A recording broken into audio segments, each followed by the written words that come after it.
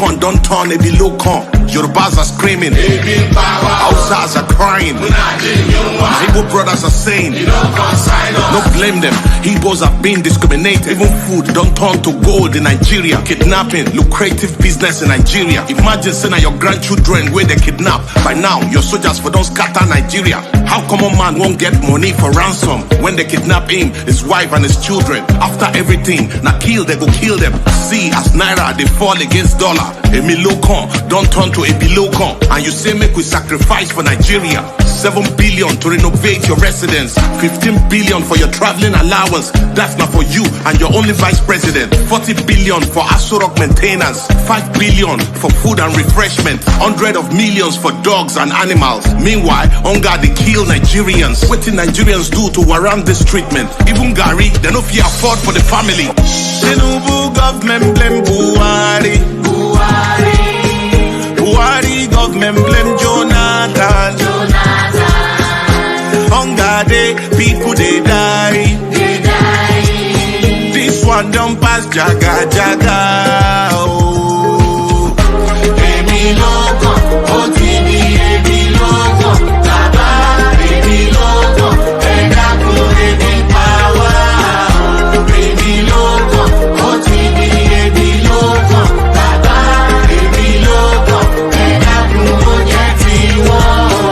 Thiefnubu was APC party leader during Mr. Buhari Jaga Jaga government. Why didn't you help Buhari to solve the problem? Debt under Buhari, 77 trillion. No proof of any positive transformation. Unborn children ain't go pay for this evil. You know, say Buhari was incompetent, but you still bring him to destroy Nigeria. Paddy government, now you are the president. Since Buhari don't destroy Nigeria, I hope say you go free bring him to judgment. Emefiele printed 23 trillion within 8 years under Buhari government. $6 million for election observers. They say somebody forged Buhari's signature. Now lie, Buhari signed that document, period. Where our refineries, where we promise to fix. I been a Dangote refineries would they depend on how much una don't make from removal of subsidies, since una don't sell fuel for 600 per liter. People they sell their properties to feed their families. Meanwhile, you and your cronies they buy more properties. Shout out to Labour chairman, una well done. If the government say they no fit pay 65k, then make them pay senator and rep 65k. Make all of us they enjoy the suffering and smiling.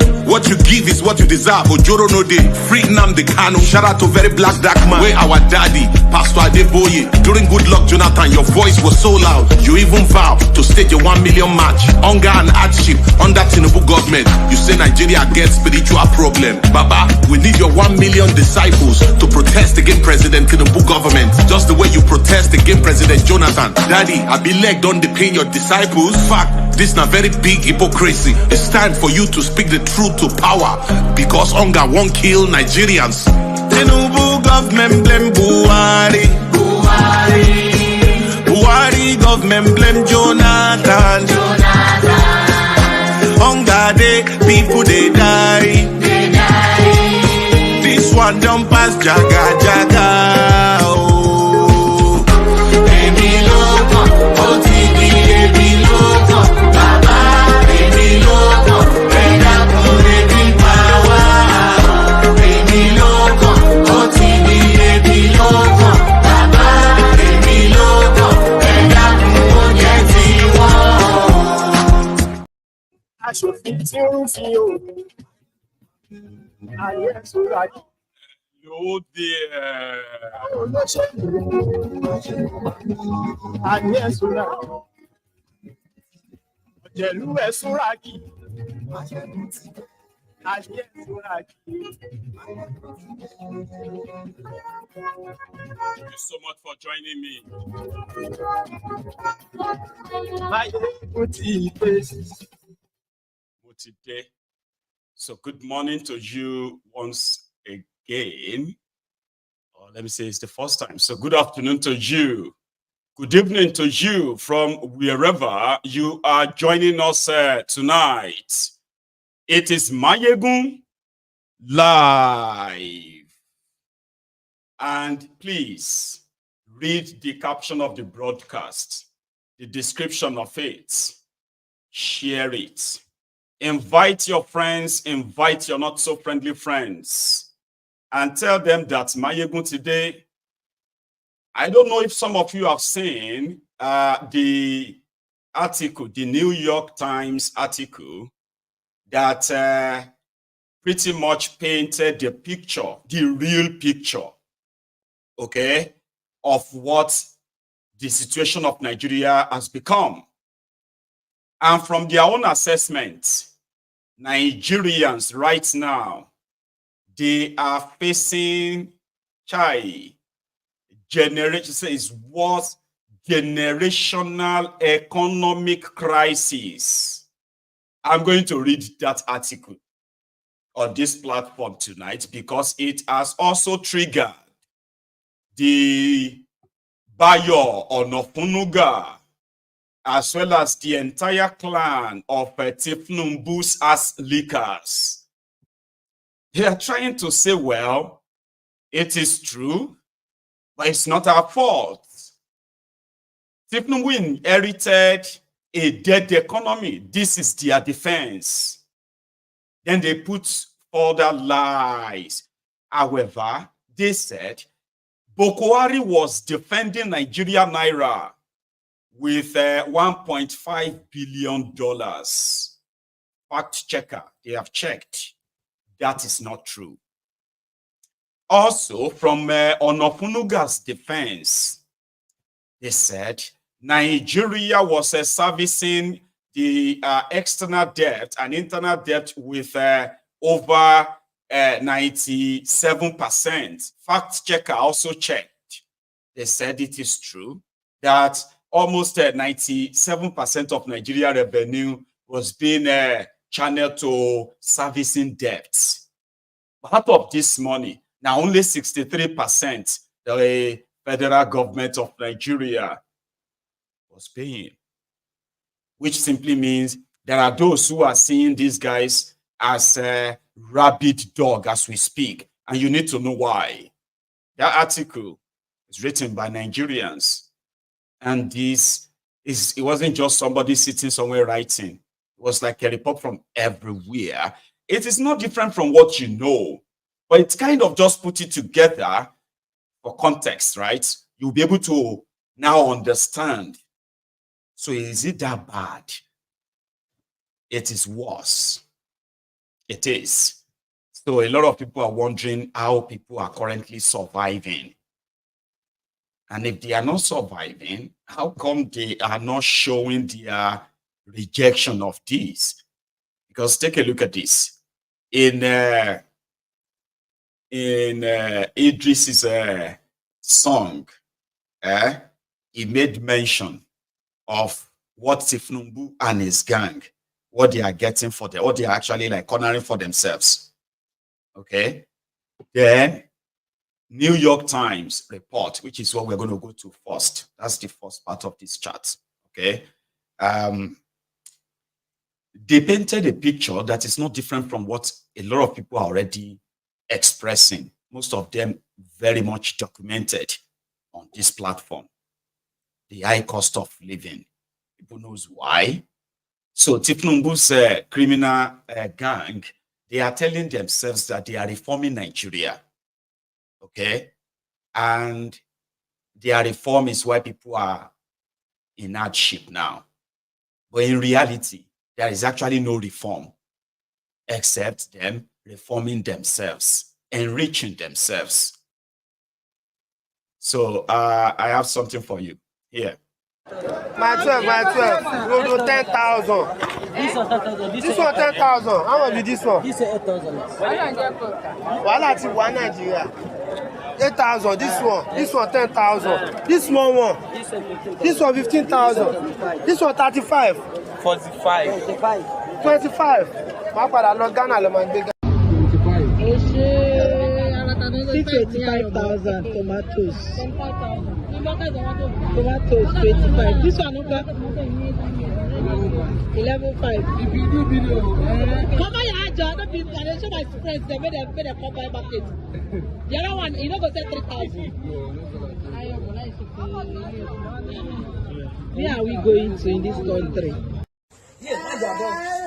Nigeria, we are hungry. No food, no light, no water. Repair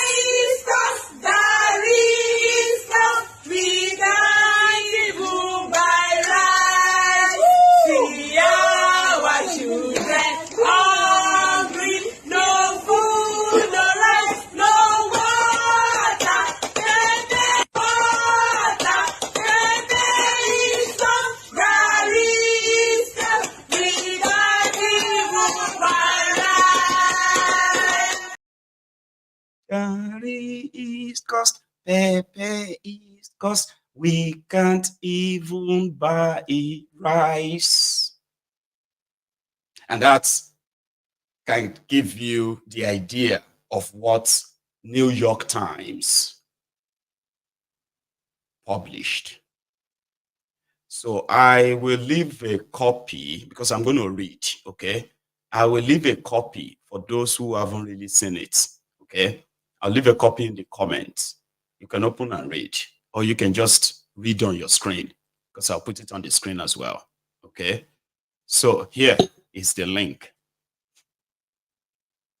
However, the New York Times report, which has made the Thiefnubu's rogues going crazy as we speak, is that one on your screen, okay? But let's go through it, and then you can tell me if any part of it is a lie, all right? And this is a report from New York Times, right? They cannot arrest them, okay? Let's go through it quickly, the next few minutes, right? So they said Nigeria confronts its worst economic crisis in a generation. People in Africa's most populous nation are suffering as the price of food, fuel, and medicine has skyrocketed out of reach for many. The picture on your screen, let's see if I can embolden that further. Just for this, okay? Now, that picture of this lady on your screen is a woman suffering from hypocalcemia caused by a lack of calcium in a hospital in Nigeria. Food prices have shot up and Nigerians are not eating enough. So she doesn't have calcium, which means her bones and all of them are weaker, possibly can't walk anymore, okay? Now, let me put that back up, right? Now, if you see any part of it that is a lie, you can say in the comment yourself. The reporters, the people who reported this and then published this on New York Times, I actually saw their names earlier. Let's see if I can probably put that up too. There were about 3 of them. I'll come back to that. Let's continue. So Nigeria is facing its worst economic crisis in decades, with skyrocketing inflation, a national currency in free fall, and millions of people struggling to buy food. Only 2 years ago, Africa's biggest economy, Nigeria projected to drop to 4th place this year. The pain is widespread. Unions strike to protest salary of around $20 a month. People die in stampedes, desperate for free sacks of rice. Hospitals are overrun with women racked by spasm from calcium deficiencies. The crisis is largely believed to be rooted in 2 major changes implemented by President elected 15 months ago: the partial removal of fuel subsidy and the floating of the currency, which together have caused major price rises. These 2 policies, right, they are IMF and World Bank policies. So remember, now, a nation of entrepreneurs, Nigeria's more than 200 million citizens are skilled at managing in tough circumstances. Without the services states usually provide, they generate their own electricity and source their own water. They take up arms and defend their communities when the armed forces cannot. They negotiate with kidnappers when family members are abducted. But right now, their resourcefulness is being stretched to the limit. No money for milk. On a recent morning, in a corner of the biggest emergency room in northern Nigeria, 3 women were convulsing in painful spasms, unable to speak. Each year, the ER, emergency room at Muritala Muhammad Specialist Hospital in Kano, Nigeria's 2nd largest city, received 1 or 2 cases of hypocalcemia caused by malnutrition, said Salisu Garba, a kindly health worker who hurried from bed to bed to ward, then word to word. Now, with many unable to afford food, the hospital sees multiple cases every day. Mr. Garba was sizing up the women's husbands, which source of nutrition he recommended depended on what he thought they could afford. Baobab leaves or tiger nuts for the poor, boiled up bones for the slightly better off. He laughed at the suggestion that anyone could afford milk. That's Dr. Salisu Garba, a community health worker treating patients at a hospital in Kano, Nigeria, the second largest city. This was last month. More than 87 million in Nigeria, Africa's most populous country, live below the poverty line. And that's them being generous. It's actually over 145 million. Okay? Now, the world's second largest poor population after India, a country 7 times its size, and punishing inflation means poverty rates are expected to rise still further this year and next, according to the World Bank. The people that are giving him money. So far, so good. World Bank alone has given Thiefnubu $4.4 billion. IMF has given him over $1 billion already. And they plan to give him a total of 4.5 billion this year alone. Last week, unions shut down hospitals, courts, schools, airports, and even the country's parliament, striking in an attempt to force the government to increase the monthly salary of $20 it pays its lowest workers. But over 92% of working-age Nigerians are in the informal sector, where there are no wages and no unions to fight for them. For the Afolabi family in Ibadan, in southwestern Nigeria, the descent into poverty started in January with the loss of an electric tuk-tuk taxi. Forced to sell the taxi to pay his wife's hospital bills after the difficult birth of their second child. Babatunde Afolabi turned to occasional construction work. It paid badly, but the family managed. Take a look at this. Patients' ways to be seen at the Muritala Mohammed General Hospital in Kano. But then he said, cassava, the cheapest staple in many parts of Nigeria, tripled in price. All they can afford now, he said, is a few biscuits, a little bread, and for their 6-year-old, 20 peanuts a day. So a country built on gas. Nigeria is a country heavily dependent on imported petroleum products, despite being a major oil producer. After years of underinvestment and mismanagement, its state refineries produce hardly any gasoline. For decades, the national soundtrack has been the hum of small generators fired up during daily power outages. Petroleum products move goods and people around the country. Until recently, the government subsidized that petroleum to the tune of billions of dollars a year. Many Nigerians said the subsidy was the only useful contribution from a neglectful and predatory government. Successive governments have pledged to remove the subsidy, which drains a hefty chunk of government revenue, and later backtracked, fearing mass arrest. So Bola Thiefnubu, who was unelected, who was selected as Nigeria's president last year, initially followed through. In quotes, "It was a necessary action for my country not to go bankrupt," Mr. Thiefnubu said in April at a meeting of the World Economic Forum in Saudi Arabia. Instead, many Nigerians are going bankrupt or working multiple jobs to stay afloat. Mr. Garba, the hospital worker, used to be solidly middle class even though 17 family members, including 12 children, depended on him. After shifts at the hospital, where he is setting up the first statewide ambulance service, in addition to working in the emergency room, for which he is paid $150 a month, he heads to the Red Cross.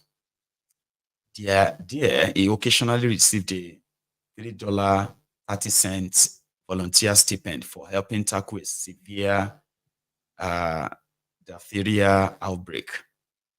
At night, he works at the pharmacy that he and a colleague set up. But few people have money for medicine anymore. He sells about $7 worth of medication per day.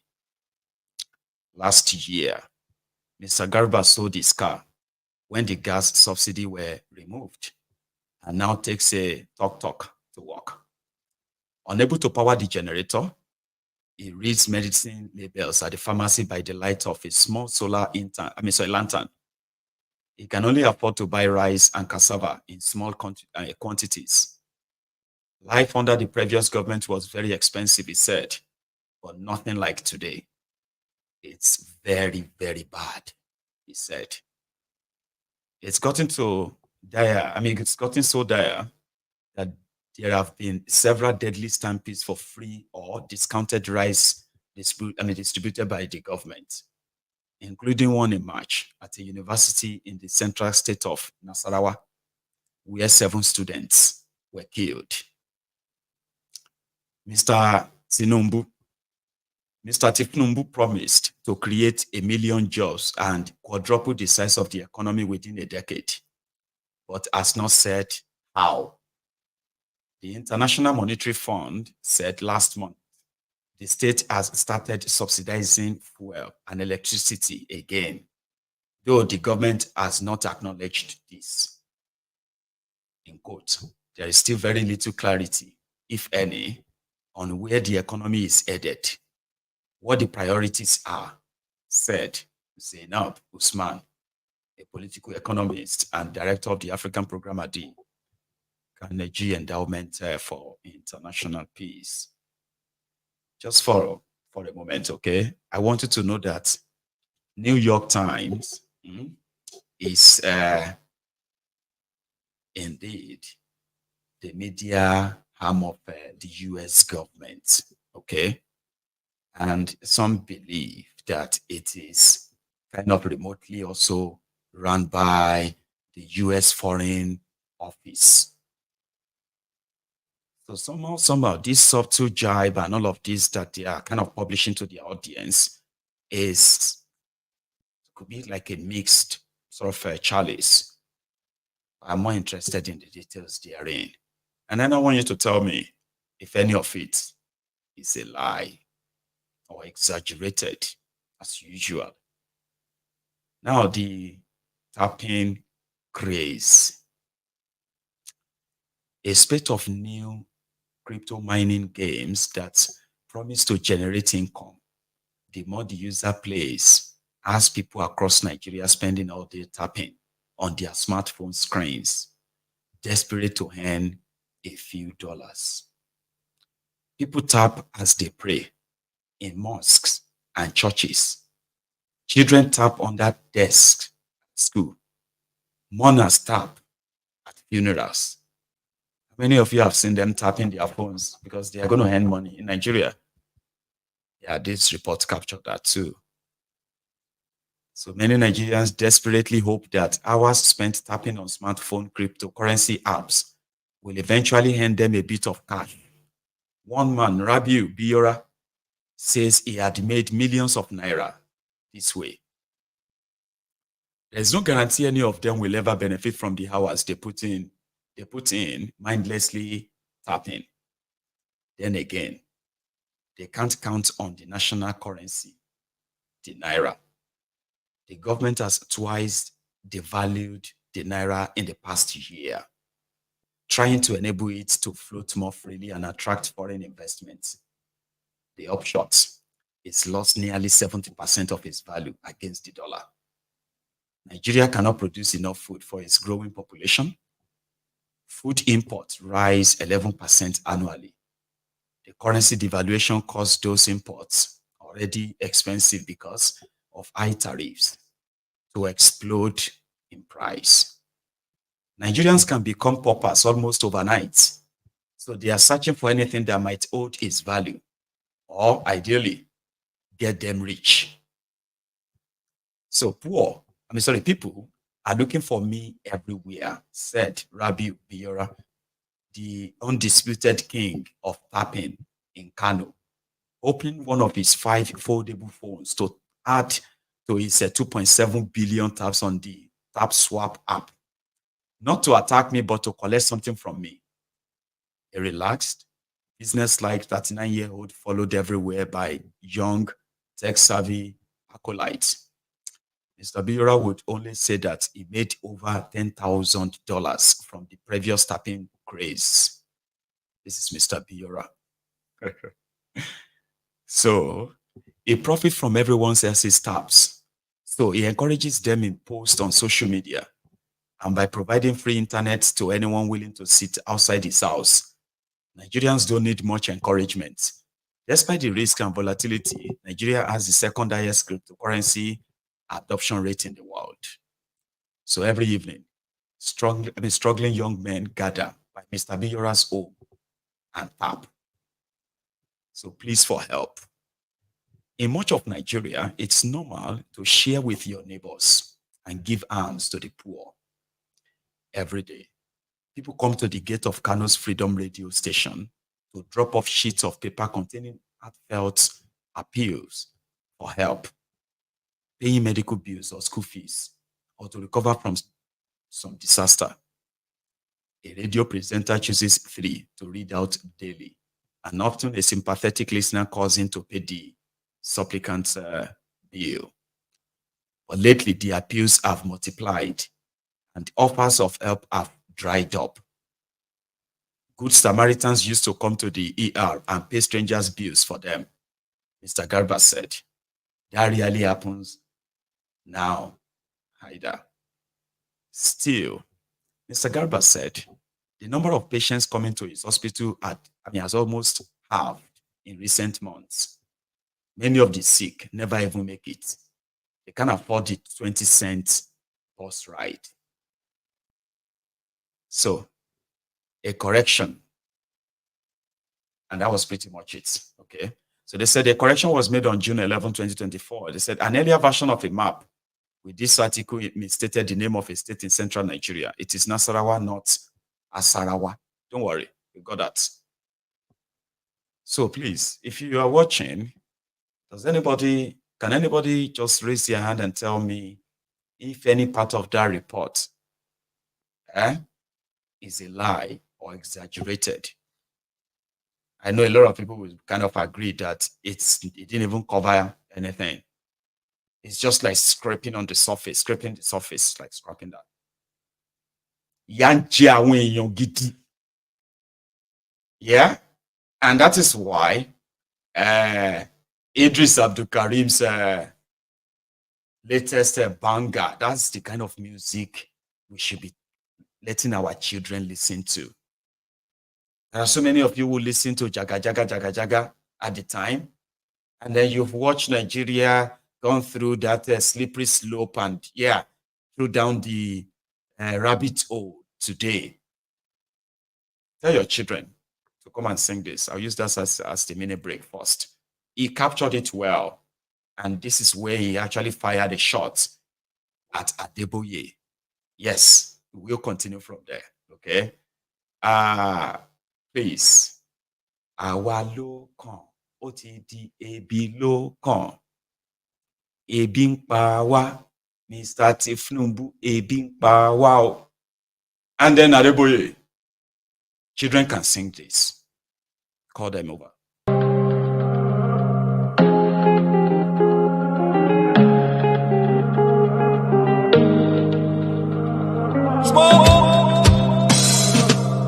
Ebi look on, don't turn, ebi look on. Yorubas are screaming, Hausas are crying.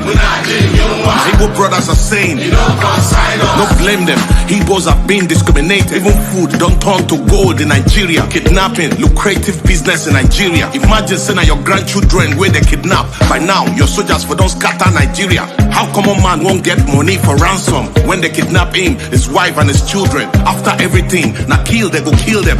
See, as Naira, they fall against dollar. Emilokon don't turn to Ebilokon. And you say make we sacrifice for Nigeria. 7 billion to renovate your residence, 15 billion for your traveling allowance. That's not for you and your only vice president. 40 billion for Asurok maintenance, 5 billion for food and refreshment, 100 of millions for dogs and animals. Meanwhile, hunger they kill Nigerians. What did Nigerians do to warrant this treatment? Even Gary, they no fit afford for the family. Thiefnubu government blame Buhari. Buhari government blame Jonathan. Hunger day, people they die. This one don't pass jaga jaga. Oh, Emiloko, OTB, Emiloko, Baba, Emiloko, Edaku, Edi power. Emiloko, OTB, Emiloko, Baba, Emiloko, Edaku, Edi power. Thiefnubu was APC party leader during Mr. Buhari Jaga Jaga government. Why didn't you help Buhari to solve the problem? Debt under Buhari, 77 trillion. No proof of any positive transformation. Unborn children, I ain't go pay for this evil. You know, say Buhari was incompetent, but you still bring him to destroy Nigeria. Paddy government, now you are the president. Since Buhari don't destroy Nigeria, I hope say you go free bring him to judgment. Emefiele printed 23 trillion within 8 years under Buhari government. $6 million for election observers. They say somebody forged Buhari's signature. Now lie, Buhari signed that document, period. Where our refineries, where una promise to fix. I been a Dangote refineries would they depend on how much una don't make from removal of subsidies. Since una don't they sell fuel for 600 per liter. People they sell their properties to feed their families. Meanwhile, you and your cronies they buy more properties. Shout out to Labour chairman, una well done. If the government say they no fit pay 65k, then make them pay Senator and Rep 65k. Make all of us they enjoy the suffering and smiling. What you give is what you deserve. Ojoro no day. Free Nnamdi Kanu. Shout out to very black dark man. Where our daddy, Pastor Adeboye. During Good Luck Jonathan, your voice was so loud. You even vow to stage a 1 million march. Hunger and hardship under Thiefnubu government. You say Nigeria gets spiritual problem. Baba, we need your 1 million disciples to protest against President Thiefnubu government. Just the way you protest against President Jonathan. Daddy, I be leg don't depend your disciples. Fact, this na very big hypocrisy. It's time for you to speak the truth to power, because hunger won't kill Nigerians. Thiefnubu government blame Buhari. Buhari government blame Jonathan. Hunger day, people they die. This one don't pass jaga jaga. Oh, Emiloko, OTB, Emiloko, Baba, Emiloko, Edaku, Edi power. Emiloko, OTB, Emiloko, Baba, Emiloko, Edaku, Edi power.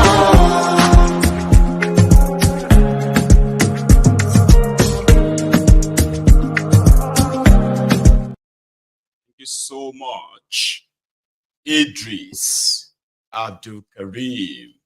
Yeah, that's some great piece of work there, honestly.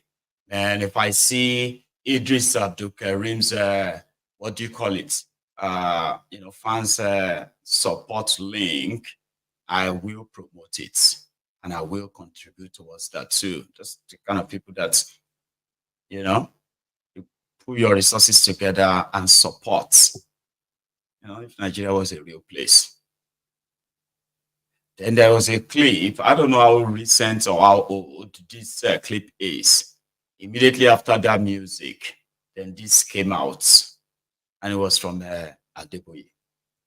The elders say there are 3 categories of madness. There's the one who is mad, walking about naked. And they said that's the lowest category of madness. Why? Because if you are walking along the street and you see that fellow coming, you move to the other side. That one is easy to avoid. Category 2 is the one that is fully dressed. I mean, 3-piece suit. Some of them riding in the Rolls Royce. And yet they are crazy. Just one of them demonstrated his craziness, and the economy of the world crashed. And we have PhD and still be mad. Some who are apostles by title, and they are crazy. And there are many of them now on YouTube.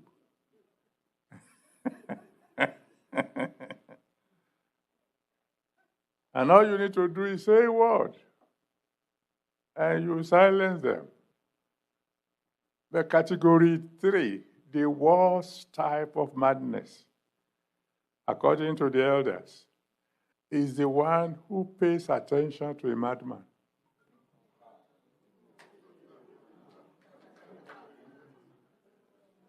A madman is dancing, and you are watching.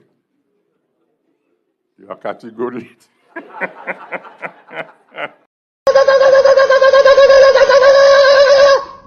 He has no job.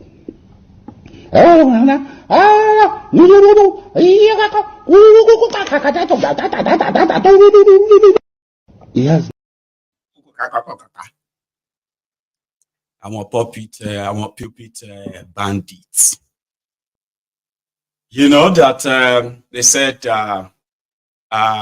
Redeemed Christian Church of God is the church chapter. Oh, no, sorry, the church arm of APC. Have you seen Pastor Ruga lately? Pastor Ruga is preaching now that people should remember Christ and all of that. They should be good as Christians in government. They have to think about the people. That's Pastor Ruga. So the article of New York Times rattled the Thiefnubu scam, and they have said that we were right. Bokwari is a criminal, and not just himself, his wife, his children, his political appointees from A to Z. Their own wives and husbands, relatives, children too, family generally. They should, I've said that here before. So Thiefnubu's statement categorically says Nigeria was dead.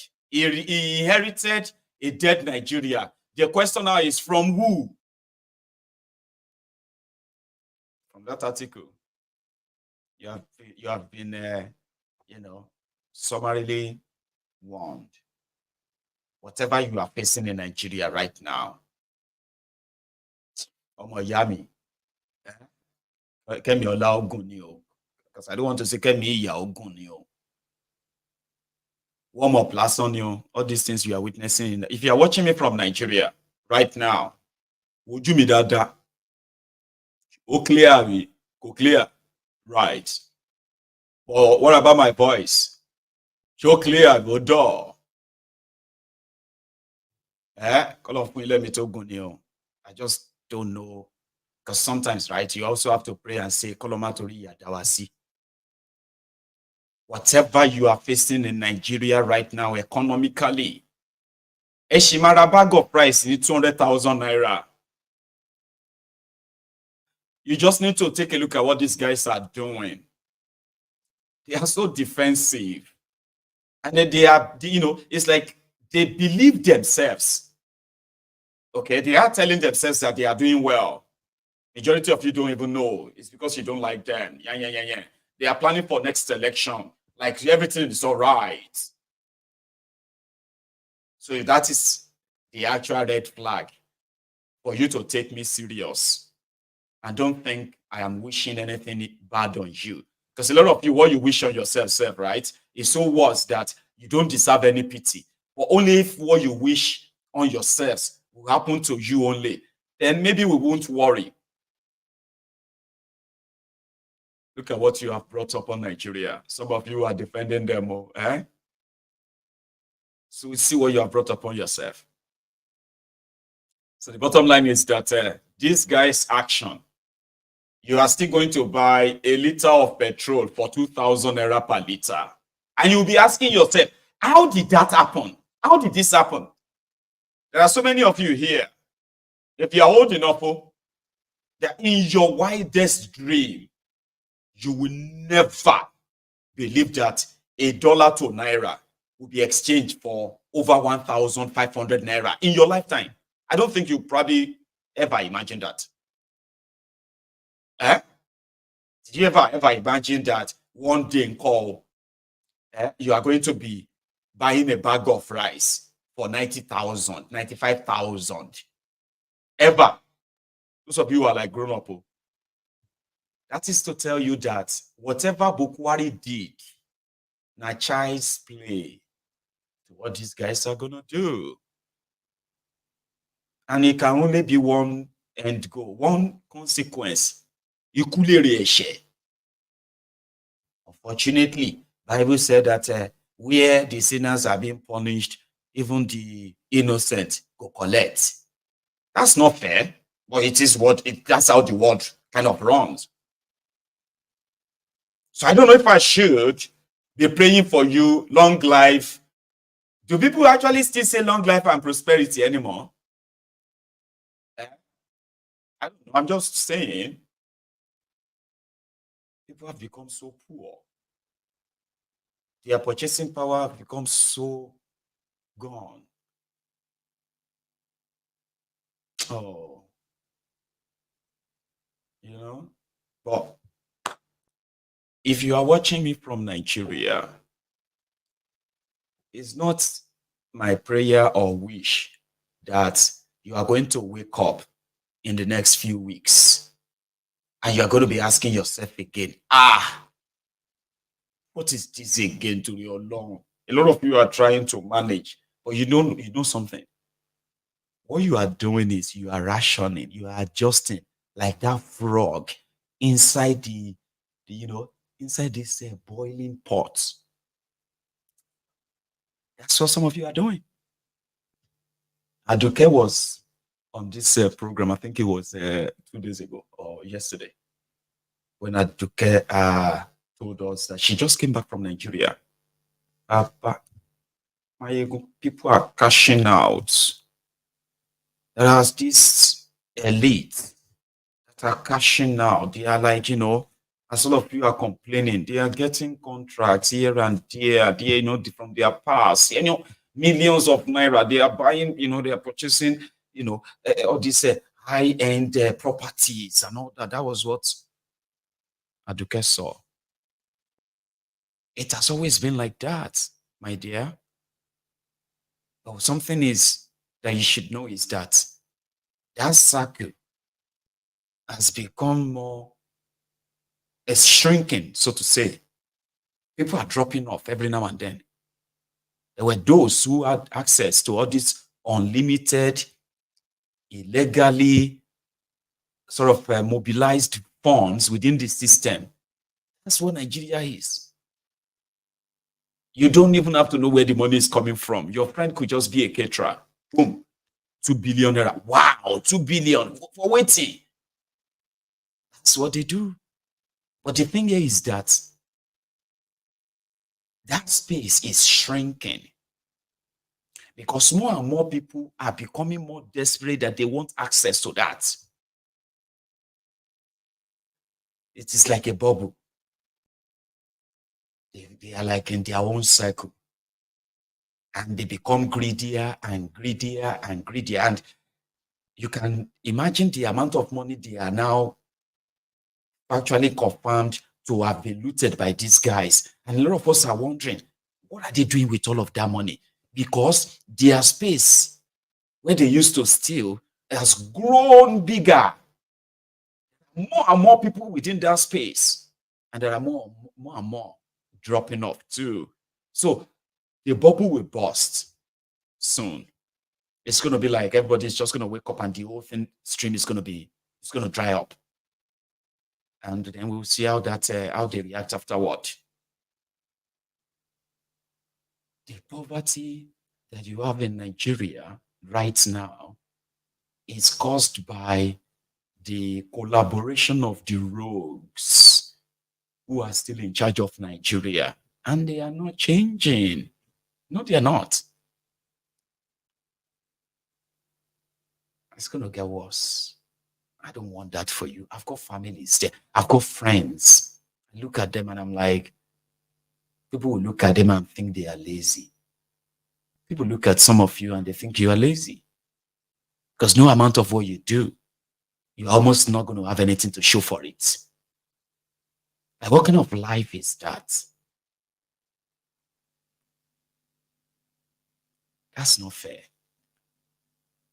And if you understand this very well, there should never be any place in your mind, in your heart, in your head that has any soft spot for these guys. There shouldn't be anything left in you that still tells you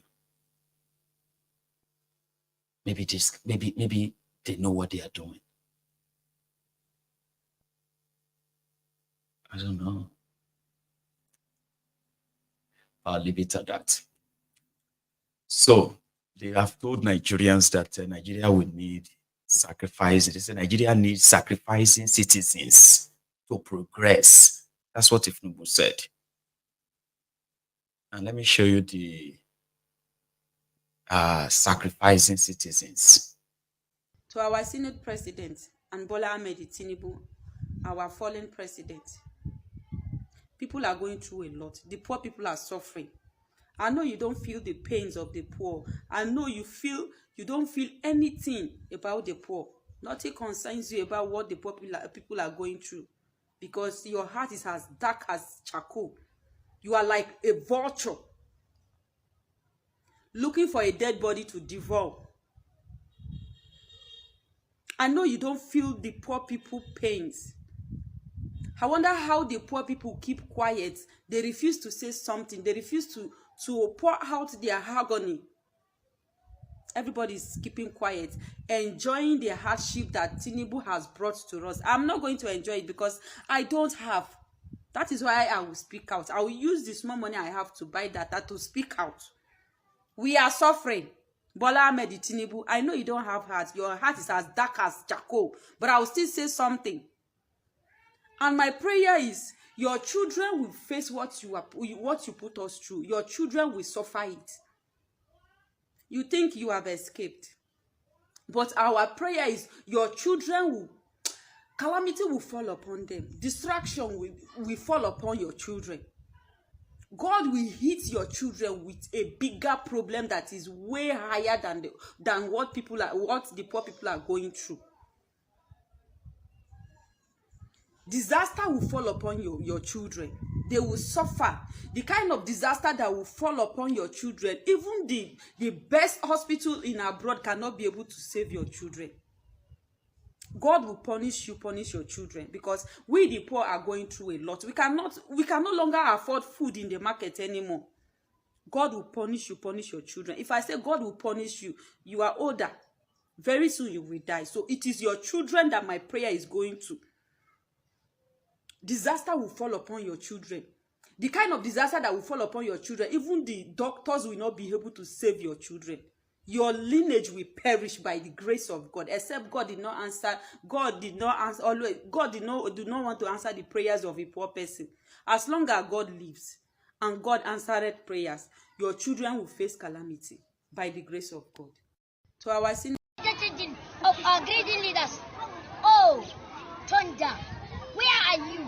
This is the time you are supposed to strike, so that you eliminate all of them, so that you have peace in our nation. We'll throw you there in one aeroplane, so that it will crash land in the course of their journey. Furthermore, our security agents. He say, I wish that works. I know some of you watching that will be like, oh, see passion. Man, this girl is cursing from her heart. See, I tell you, karma is a poor man or a weak person's gets back sort of a feeling. You know, when I can't fight somebody, something happens to them, I'm just like, thank you. See, karma. God has come to my aid and fought for me. Oh, God has fought for me. Sorry, God has fought for me or something like that. That's karma. When something bad happens, or you know. It doesn't work that way. These guys will live normally. If they're gonna die young or die old, if they're gonna have depends on their lifestyle, by the way, right? If they're gonna have health problems that cannot be cured and all of that stuff, none of this is going to give back what they have taken or what they are taking from you.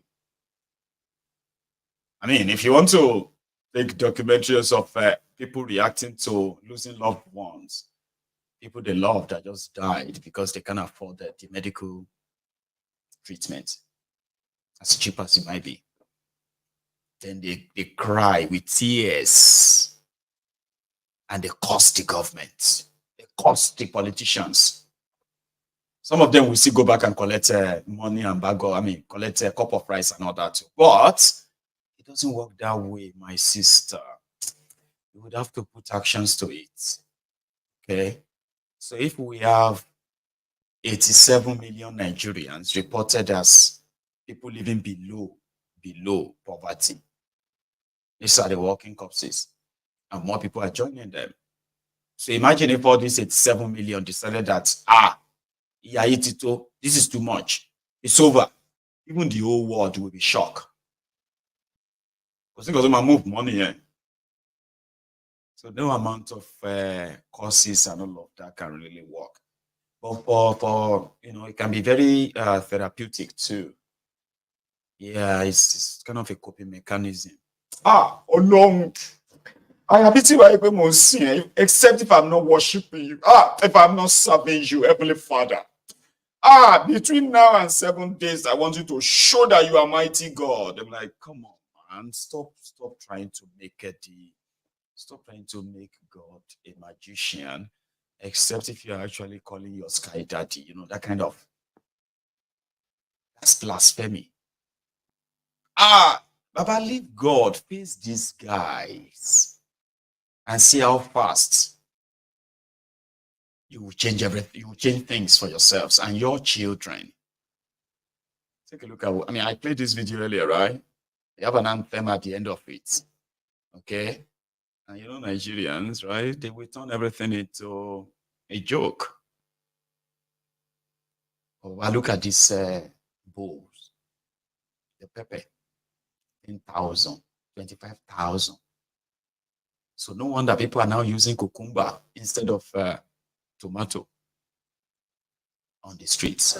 My 12. We'll do 10,000. This one 10,000. How much is this one? This is 8,000. One Nigeria. 8,000. This one 10,000. This small one. This one 15,000. This one 35. 45. 25. My father not Ghana le man big. 85,000 tomatoes. Tomatoes 25. This one okay. 11.5. If you do video, come on, your job. Don't be. I show my friends. They made a come buy market. The other one, you know, go say 3,000. Where are we going to in this country? Nigeria, we are hungry. No food, no light, no water. Referendum, there is we can't even buy rice. See our children hungry. No food, no light, no water.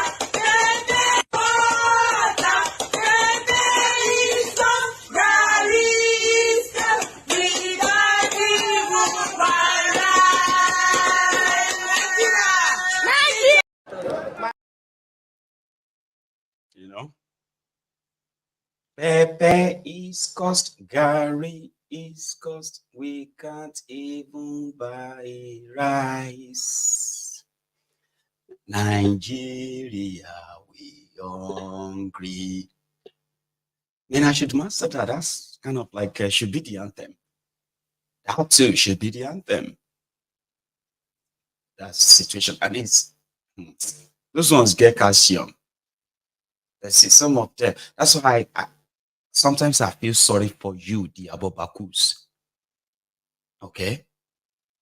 In the time of Bokwari, the Buharidins, the Buhari Diderins, the Buhari Denotus, the Buhari Dijatus, the Buhari Shukus, the Ungoziaris, the Unekaris, the sophisticated morons, the humbled slaves, even the Abrodian Buhari idiots, your uncles and aunties abroad, the Mumu lecturers, the Bele lecturers as well. But actually, those of you were like the Buhari idiots of that era. Una get calcium. Now see they feel they afford food.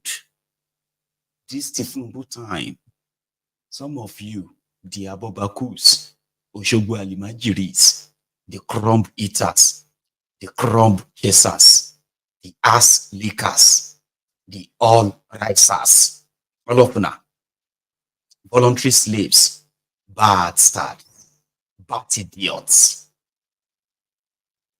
The kind of hunger we go catch you, stroke, you will get stroke at a young age if you don't cease and desist now from defending the criminals that Omadaroba ini. Once your see everything, whatever you see you the chop. That's if you see anything to eat at all. Then you will struggle and then scrape some money, load your phone, and then you will come on social media and you begin to tell everybody, tell whoever care to remind you, you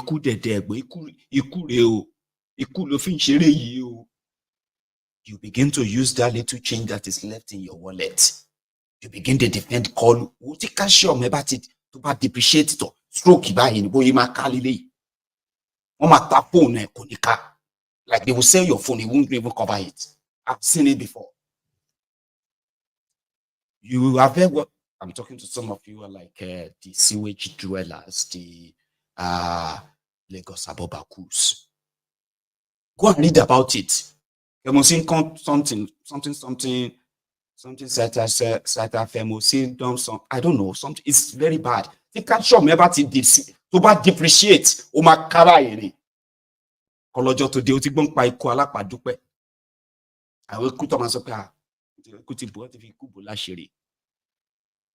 You know those kind of ikú ebi àkàkà alápàdúpẹ́ àwọn ebi wey go dey make you dey see vision, the kind of hunger wey go dey make you see vision. And you see these guys, they will continue telling themselves that they are doing well, everything is fine.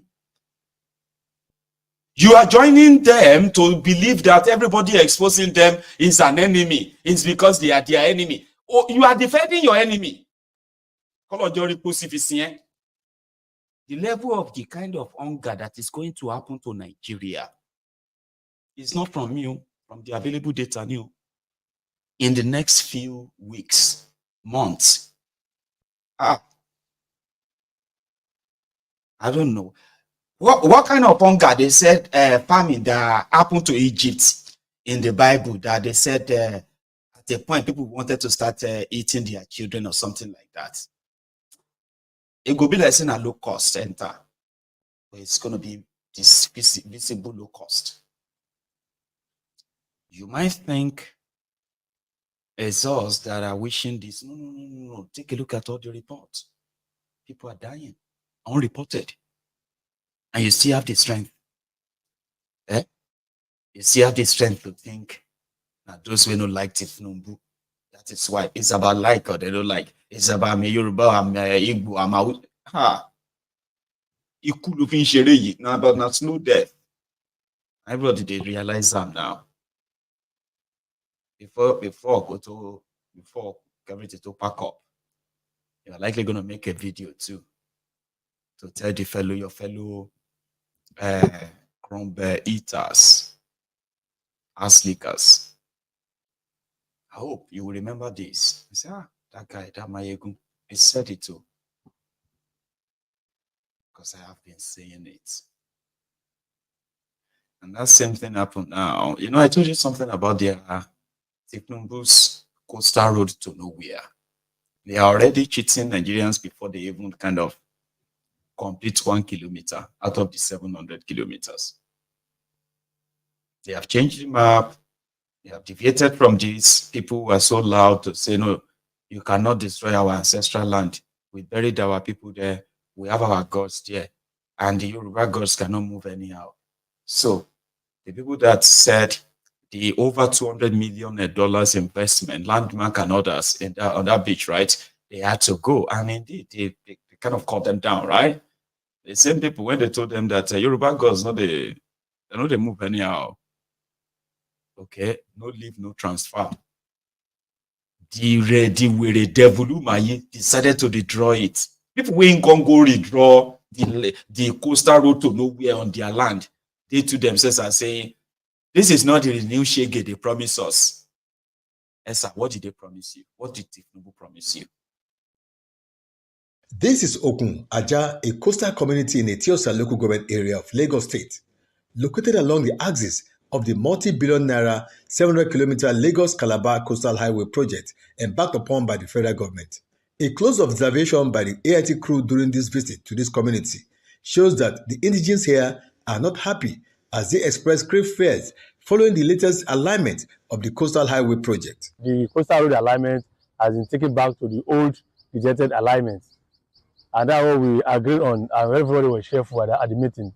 Until even when the president came for the commission of the project, we were there. We appreciate the effort of the Mr. President. But unfortunately, as on Monday, we read on the newspaper that the ministers had realigned the coastal road to another place. It's quite unfortunate because that's not what we bargained for, what we agreed for.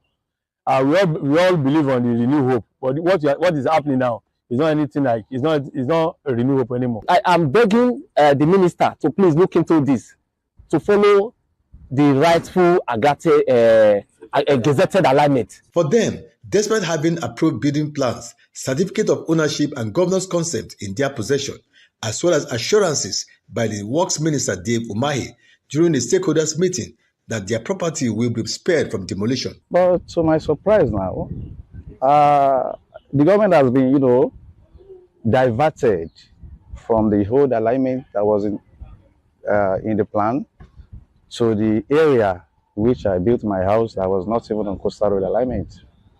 So that now we that have our genuine document, our approval from the government, will now be the one now to face the consequences. Our pleading to the minister and the president that we want the alignment to go straight to the old alignment. Bola Ahmed Tinubu, the former governor of Lagos State, now the current president of Nigeria, have already mapped out for the entire community. They also called on the federal government to honor their existing plans, as the current scenario has left many of them not sure of their next move. Obinume. Anarchy loans. Anarchy loans. Anarchy loans. Thank you very much, Martinelli. I think I found the name. Okay. For those of you who are still defending these rogues and you do not have a safety net, be insurance. If you are doing this, defending this APC, Thiefnubu, based on the Ronuku standard, they said that thing that will make you kako, be shaking. It is called the Una never see something. Una never see something. Una never see something. When finally that happened to you, Baba, even your friend will go miss you because you are just a number. You are just a statistic. How many people died from the cholera so far? How many? 67. Right. 67 people have died from cholera. 30 of them have died in Lagos alone. Do you know their names? Anyone? Nobody knows their names. Just 37, 35, 40, 17, 200, 600 people died, 70,000 people died. Do you know their names? That's how much value these rogues in charge of Nigeria place on lives of Nigerians. So you, when they defend them, oh, about the iron and calcium, you can't chop grass like to ewure jele aguton jemo. You know, ewure jele in Yoruba is that goat where they chop anything. Let's say any goat we waka with dog go chop shit. You can see in Nigeria today, goat go chop shit. Say your friend no there. They say, may we not eat from our enemies. Show monkey you they play. You and your friend, when they starve, your enemy they cook. If it's gonna be your last supper, you know go chop them. There's so many horrible things going on as we speak. If if the victims are able to come out and give the account of what they're actually experiencing, a lot of people will never believe such things ever. Is that possible? You will never believe it's happening. And that's Nigeria for you. One of the things you may not think is ever happening is this conversation around, do you know that there are still nearly 50 people, if not more, that are still in jail in Nigeria because of the EndSARS protest, and they are not charged?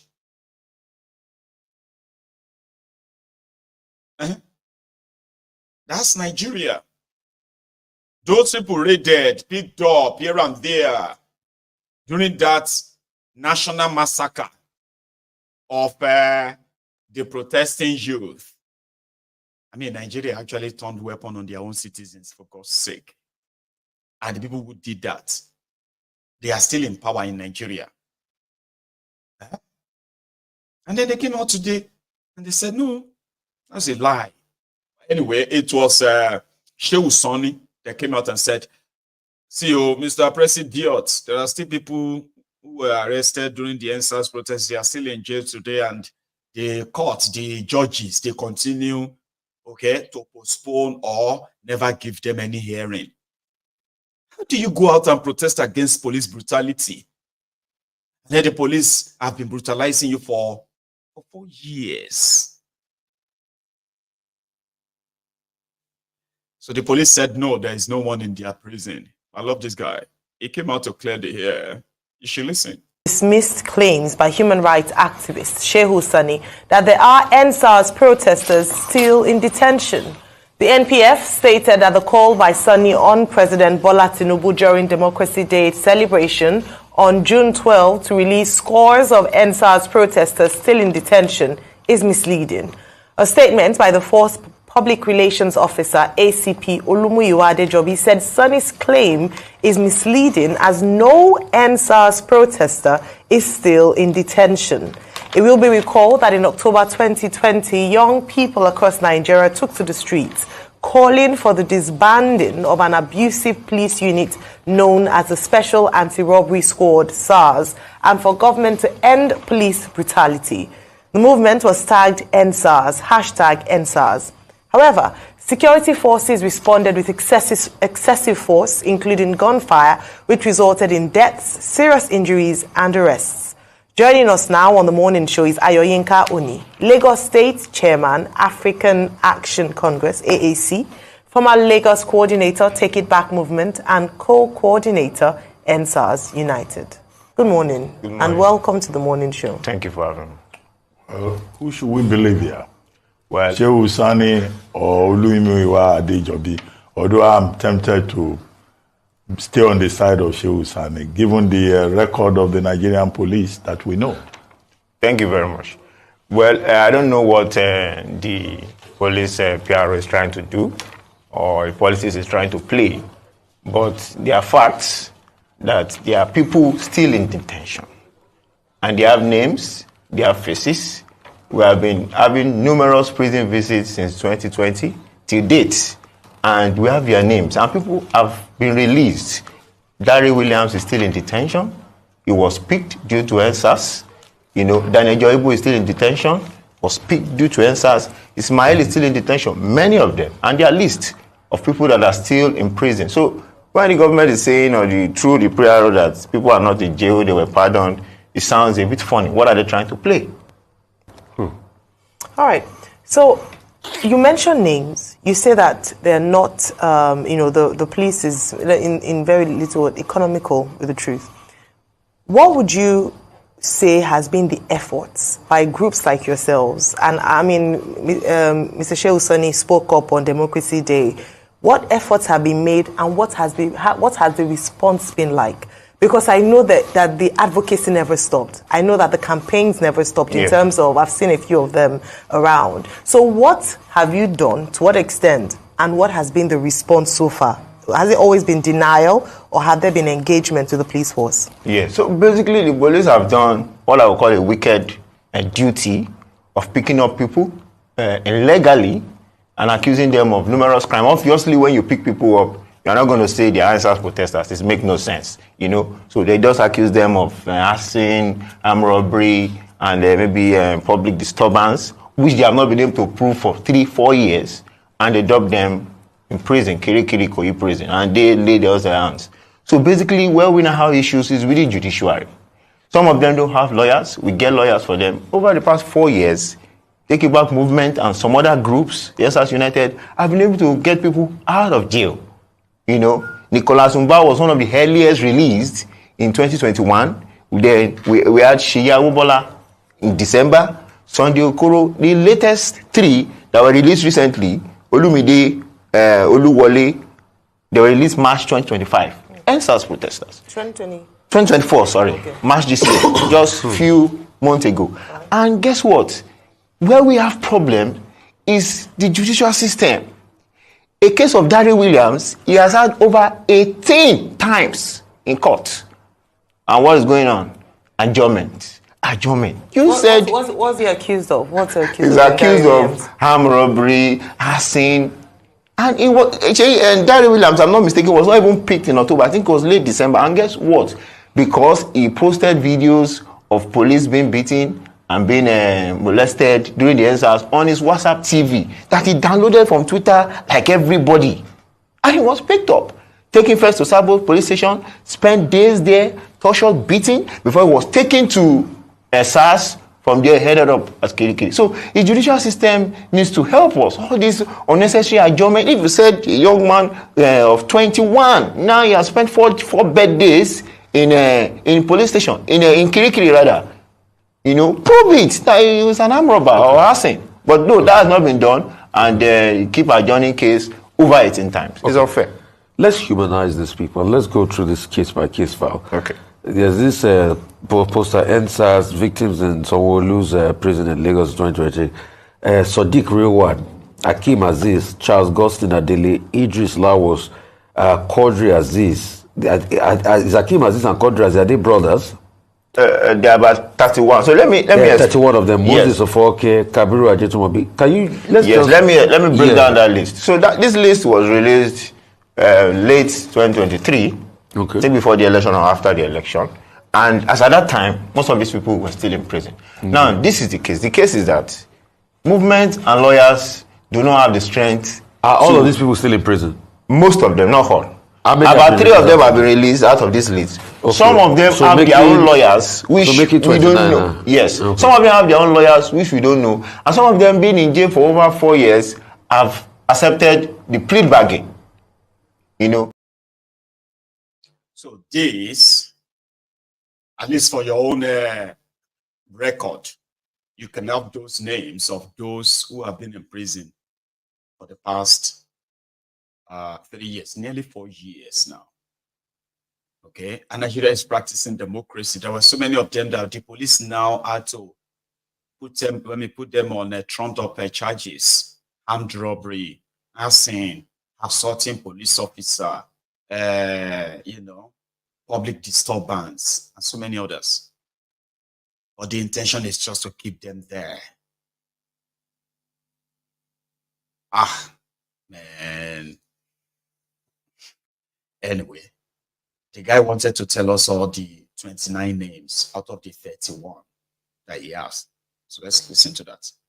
Some are out already, but the ones that we are working on, that we know that they are still in jail, Darren Williams is still in jail, Daniel Joibo is still in jail, Adigun Sodiq is still in jail, Ismail Olaogun is still in jail, Rashid Bolaji is still in jail, Moshood Biola is still in jail, Ismail is in Kirikiri maximum prison. As we speak now. Yes, this young boy was 20 years when he was picked in his home in Ikorodu by thugs and the police. 20 years, and they pick a knife which he used in selling fish as part of the evidence. He's still in prison to date.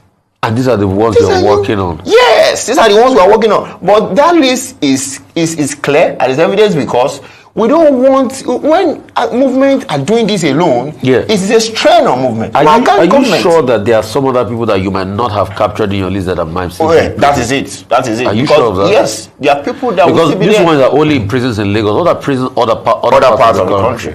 So are you sure of them? Yeah, there are people still, because when we go to court, we meet these people that we are not the one handling their case, and they tell us they were picked due to EndSARS. Okay, now there are issues here about enforcement of fundamental human rights. Yes. So the lawyers will go and argue that in court to secure their release. In some of those cases, do the lawyers insist on damages being awarded?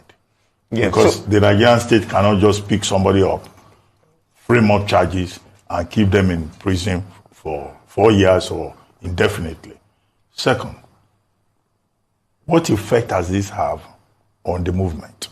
Obviously, the purpose of repression is to discourage people who want to take back Nigeria. So what has been the experience? Do you see almost complete, near complete loss of enthusiasm on people who ordinarily allow themselves to be mobilized? Many parents will say, don't go and join them. Yes. Otherwise, they will lock you up. You know, you get what has been the effect on the movement? Yes, definitely. There's not going to be any say that it's in a way affected the morals of young people. You know, people were shot at. Those are victims also. And also, people have been in jail 20 years, 21 years. So that Williams has done. He's born December, 4 birthdays in prison. He has been marshal all the time. You know, so definitely has reduced the morale. And also when the movement have to be going after bringing people out of prison, where there are other issues. The police brutality issue has not stopped. That's not ended. But people cannot leave them behind. You have to bring them out of jail. And you spoke something about fundamental human rights, which is very painful because you arrested people, discriminated illegally, accused them of crimes that they never committed, you couldn't prove it, and finally the courts granted them guilty and acquitted and discharged. But the case is that most of these victims don't have the funds to file for case of fundamental human rights. Sheyi Obola never filed for anything. Nicholas Umba never filed for anything. Sodiq, immediately Sodiq came out of jail, he was on a sick bed. He never filed for anything. And you know, lawyers have done many of these cases pro bono. You know, for them to now take up fundamental human rights case pro bono again is a bit difficult. But let's assume the government is responsible. That's the sad tale. Other factors that some of you should always remember why the morale of the people who are subjected to this systemic torture, why they, number one, they have reduced their purchasing power. They've made them very poor and scared. Okay. Then those who had courage and stood up, they killed them or locked them up. And then the judiciary helped keep them there. So all of these are other factors you sort of have to remember why it seems impossible for these poor people to kind of stand up and push back. But somebody said an hungry man is an angry man. I think that should supersede other factors. If I'm going to die of hunger, then I'm going to do something. I will do something. It's just that mostly in Nigeria, even if you have to do something because you don't want to die of hunger, It's never going to be to go after the people that actually make you so poor to be hungry. It's going to be something stupid, fortunately. You know, that's why they said those of you who still have the ability or the capacity to fund your lifestyles in Nigeria right now, you are the people who have a lot to lose, because the target is to make so many of you become these same desperate people that they have, they've created. Fortunately. And that's going to take us to River State. So many dramas. Okay. And I will brief you some. So initially, you know the story of Wike and Fubara, right? It has taken a different turn because the Wike and his men, they've actually recorded so many losses.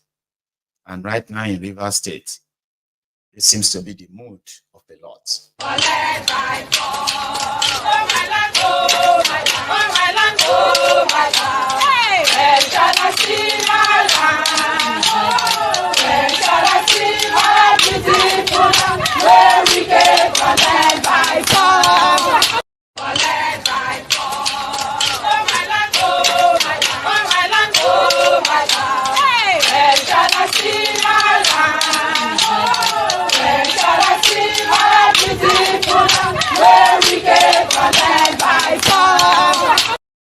Oh my land, oh my land, my land, oh my land. When shall I see my land? When shall I see my beautiful land where we can collect by force? So the 27 lawmakers, including their speaker, who have been very loyal, and they were given the assignment to work together and ensure they remove Fubara. These were guys who were all together, by the way, initially, but I don't have to take you through the story, right? This is just an update. So the update now is that they went to court, right, to exercise their fundamental human rights and other rights by saying, yes, we were supposed to have crisis in the PDP and use that to decamp to APC, but there is none. But still, like, we are in APC already. Then they went to court. Unfortunately, when they went to court, their own court, they now presented themselves as PDP. These are the guys who have decamped to APC. And Thiefnubu was supposed to give them protection. But unfortunately, something is wrong. That protection is not coming. Or maybe they have a surprise for us, okay? Because you know something? When these guys went to go and appeal the court order that said they've lost their seats, they didn't present themselves as APC members. They presented themselves as PDP. They said, no, we have not decamped, though. We are still in PDP. But unfortunately, the appeal said, no, they've left. And they've lost their seats. They are waiting for Supreme Court. I don't know if it's going to get to that, too. Then the local government chairman, too. You see, in Nigeria, right? When they do a general election, for example, general elections where they have the governorship, they have the presidential, the senatorial, all those, right? And they have them almost same day or within 2 weeks. The result that always comes out will show you how each party sort of rub themselves in each state. So if you have a state, for example, you have a state that is 20 states. When they release election of a general result, that party A, that is the leading party, may actually win, let's say, 10 local government areas. But do so well in the remaining 10. Then their own rival next to them may win, let's say, 7 local government areas. Like, you shall see every of them do their own little, depends on how much money you are able to push and all that, okay? Then the winning party A, the winner, they will now swear the party A in. It will now be the turn of the local government elections. Surprisingly, Party A will just have a landslide. Landslide, win all the elections, all the local government areas, because it will be able to actually fix that. And by fixing that means fixing his own men in all of the local government areas to help him maintain a political structure that can win election for him next time. So their loyalty is to him. So the whole process is rigged. Even when they conduct election, pretentious elections. Then in between elections and, no elections, right?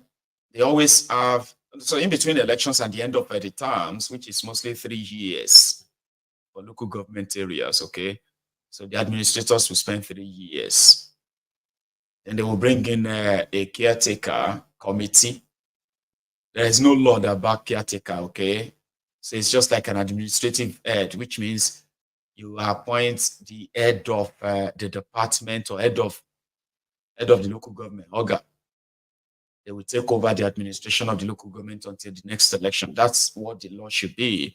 But politicians will now appoint other set of guys. Sometimes they will retain some of the chairmen as caretaker until they sort out the list of who has been loyal, who hasn't been loyal. So they will remove those who haven't been loyal, or those ones who have been loyal, and they are upgrading them to another, maybe House of Assembly or reps. So they will have another person in. Then they will now go and conduct elections. They are charade, as usual, that all of the candidates of the governor will win. So Werewike did it. And when this whole wahala started, some of them, they were expecting that, what if Fubara won't do? Oh, Benny, you are just like us. You can't, once Oga says we should go and do election, local government election now, we'll write the names and all of that. So as part of the insubordination, usurping the power of Fubara when their wahala started. You see these 27 House of Assembly members and their speaker, 26 House of Assembly members and their speaker, right? They have been changing the laws, their bylaws in Rivers State, in their own stupid mind, right? They were changing laws by using what they call the power to veto the governor. They don't need the governor to sign the bills into law. They could veto him. Since they have the majority, so they started removing Fubara from the official constitutional function of his as governor. They started replacing them with themselves, like, no, he doesn't have to do it. Another person can do it. So the local government chairmen, like the lawmakers, they are not loyal to Fubara, not all of them. And they have openly, right? Sort of, openly criticized and then abused him, kind of like, I don't know the word to use, Sha. You get what I mean? In a condescending way. And they told him that their tenure will end. And that tenure ended today.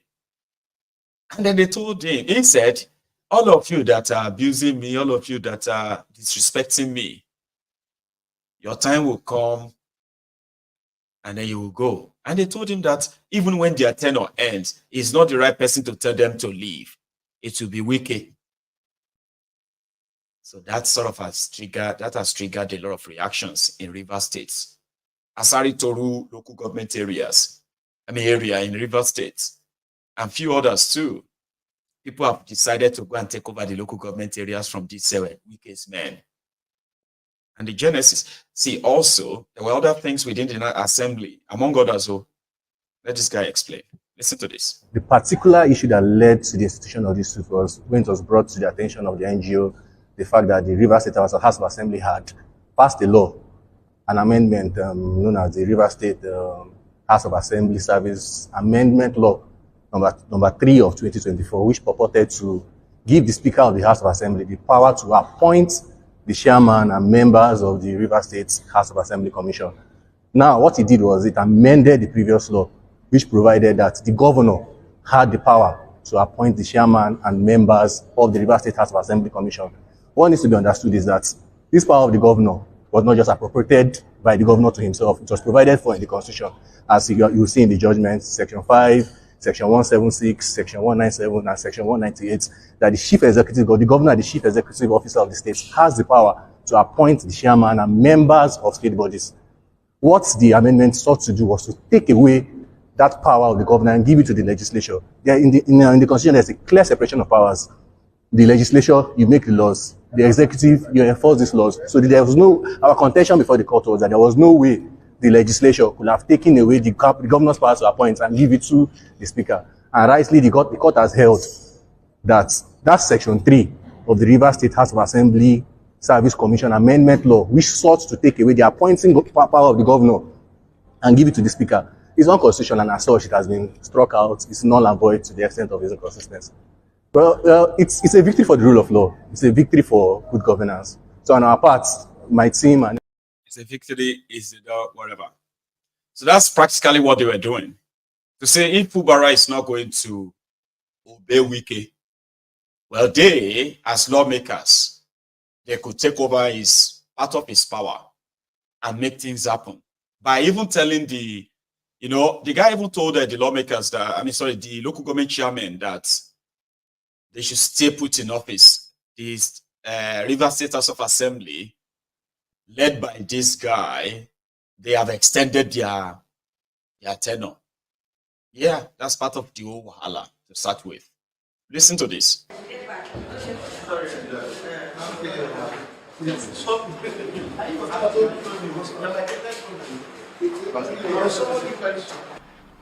Let me very sincerely, on behalf of members,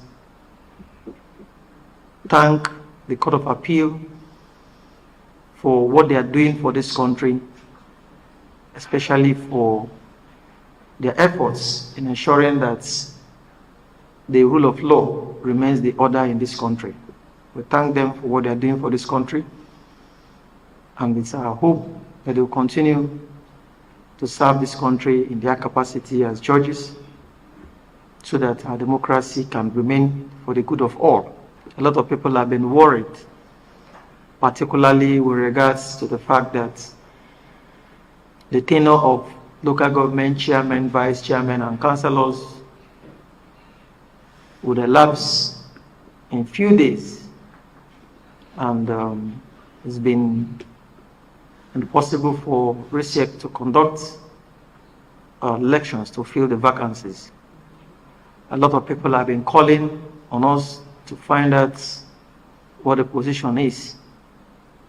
But let's make it very clear here that the 10th Assembly of Rivers State has not received any requests from the governor to screen members of caretaker committee to fill vacancies in the local governments. We haven't received any such communication, and we believe that's in line with Section 7 of the 1999 Constitution as altered, which has guaranteed a system of local governments by democratically elected local government officials, that the governor will not send any list to us. We're not expecting any lists, because caretaker committees are indeed an aberration. They are not allowed by the Constitution or by any. So that's the former speaker, the guy that is loyal to Wike. They are still parading themselves as members of members of Rivers State House of Assembly. So the appeal court is referring to there was when this local government chairman went to court and said the court should stop Fubara from removing them. And the appeal court was like, what do you mean? Your tenure, 3 years tenure will end so time. You have to go. So if there's going to be any caretaker or any administrator to be appointed to the local government areas, that's going to be the job of the governor and the State House of Assembly to work that out. But you can't come to court and say you are elected to be there for 3 years. your time is going to end in about 2 months, and then you come to court and say, this guy, court should stop him from removing you as a local government chairman. You're right. Or it's because it is with the Wike. They could have gotten a judgment. I don't know what happened. Something happened. With the Wike missed something there. He promised them. He promised these guys too. I think they are going to Supreme Court. And you know Supreme Court now. Supreme Court can just say, well, they should go back. And they are members of it. So but for now, Fubara is treating them just like some noisemakers out there, I believe. So today, across Rivers State, it was actually the women first. You heard them singing earlier. See them in front of one of the local governments. Asari Toru, I think, is called local government area. Okay.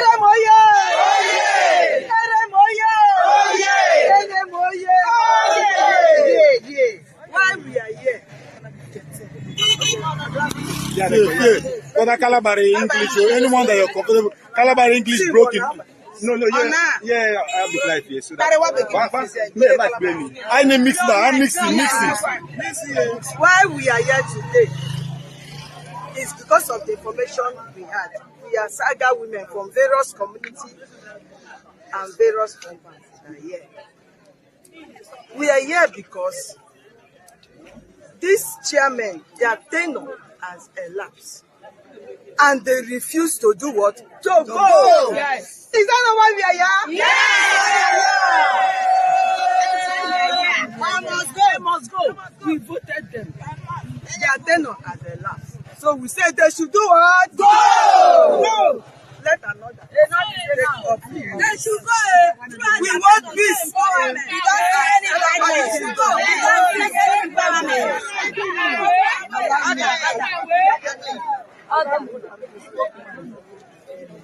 We want peace in Asaga.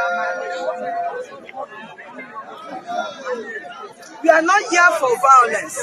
Very good. We want peace. Yes. So that is why we have come from our various communities to tell them that their tenure has what? So they should go. Let another come. Chairman away! Councillors away! Appointees away! Chairman away! That is why we are. Thank you very much. And then they sang.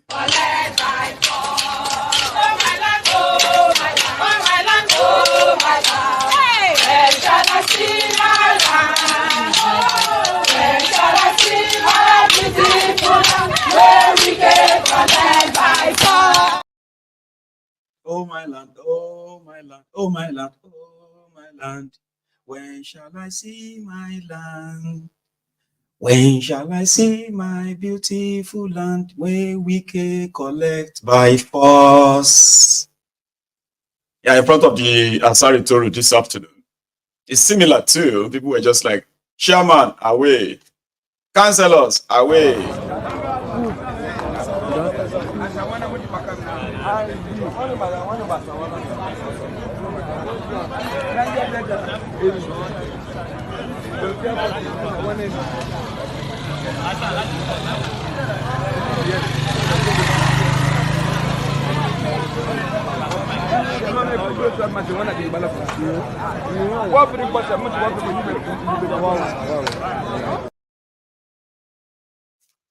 What did you see in that video? The first one you saw women. The second one you see young men. Young men who were supposed to be at work. This whole thing should be what you should be seeing in front of that secretariat, local government secretariat should be the police trucks or police vans to implement what the law says. Not young people. That is just to tell you what you need to know. How many young people are currently recruited into the army of different political camps, and they are there to defend their camp, because from that they probably will have, or from that depends their survival. So the guy himself was in church yesterday. Seamless Fubara. Yeah. And then there is a pastor there who was like, using that situation you have just witnessed there, right? As a prayer point for him. We know you are going through a lot, and the Almighty God and the Heavenly Father is going to see you through. The congregation. We will continue to uphold what is right, what is just for the interests of our dear states. Let us all continue to pray for him for success. We know the challenges that we're facing as a country, and Rivers State in particular. God Almighty will see you through, sir. Because God knows your heart. You mean well for the good people of Rivers times. We're only standing because of your prayers. That is the truth. What we have gone through in this state, nobody, no government, previous government have gone through it. But it's only God that has made us still standing.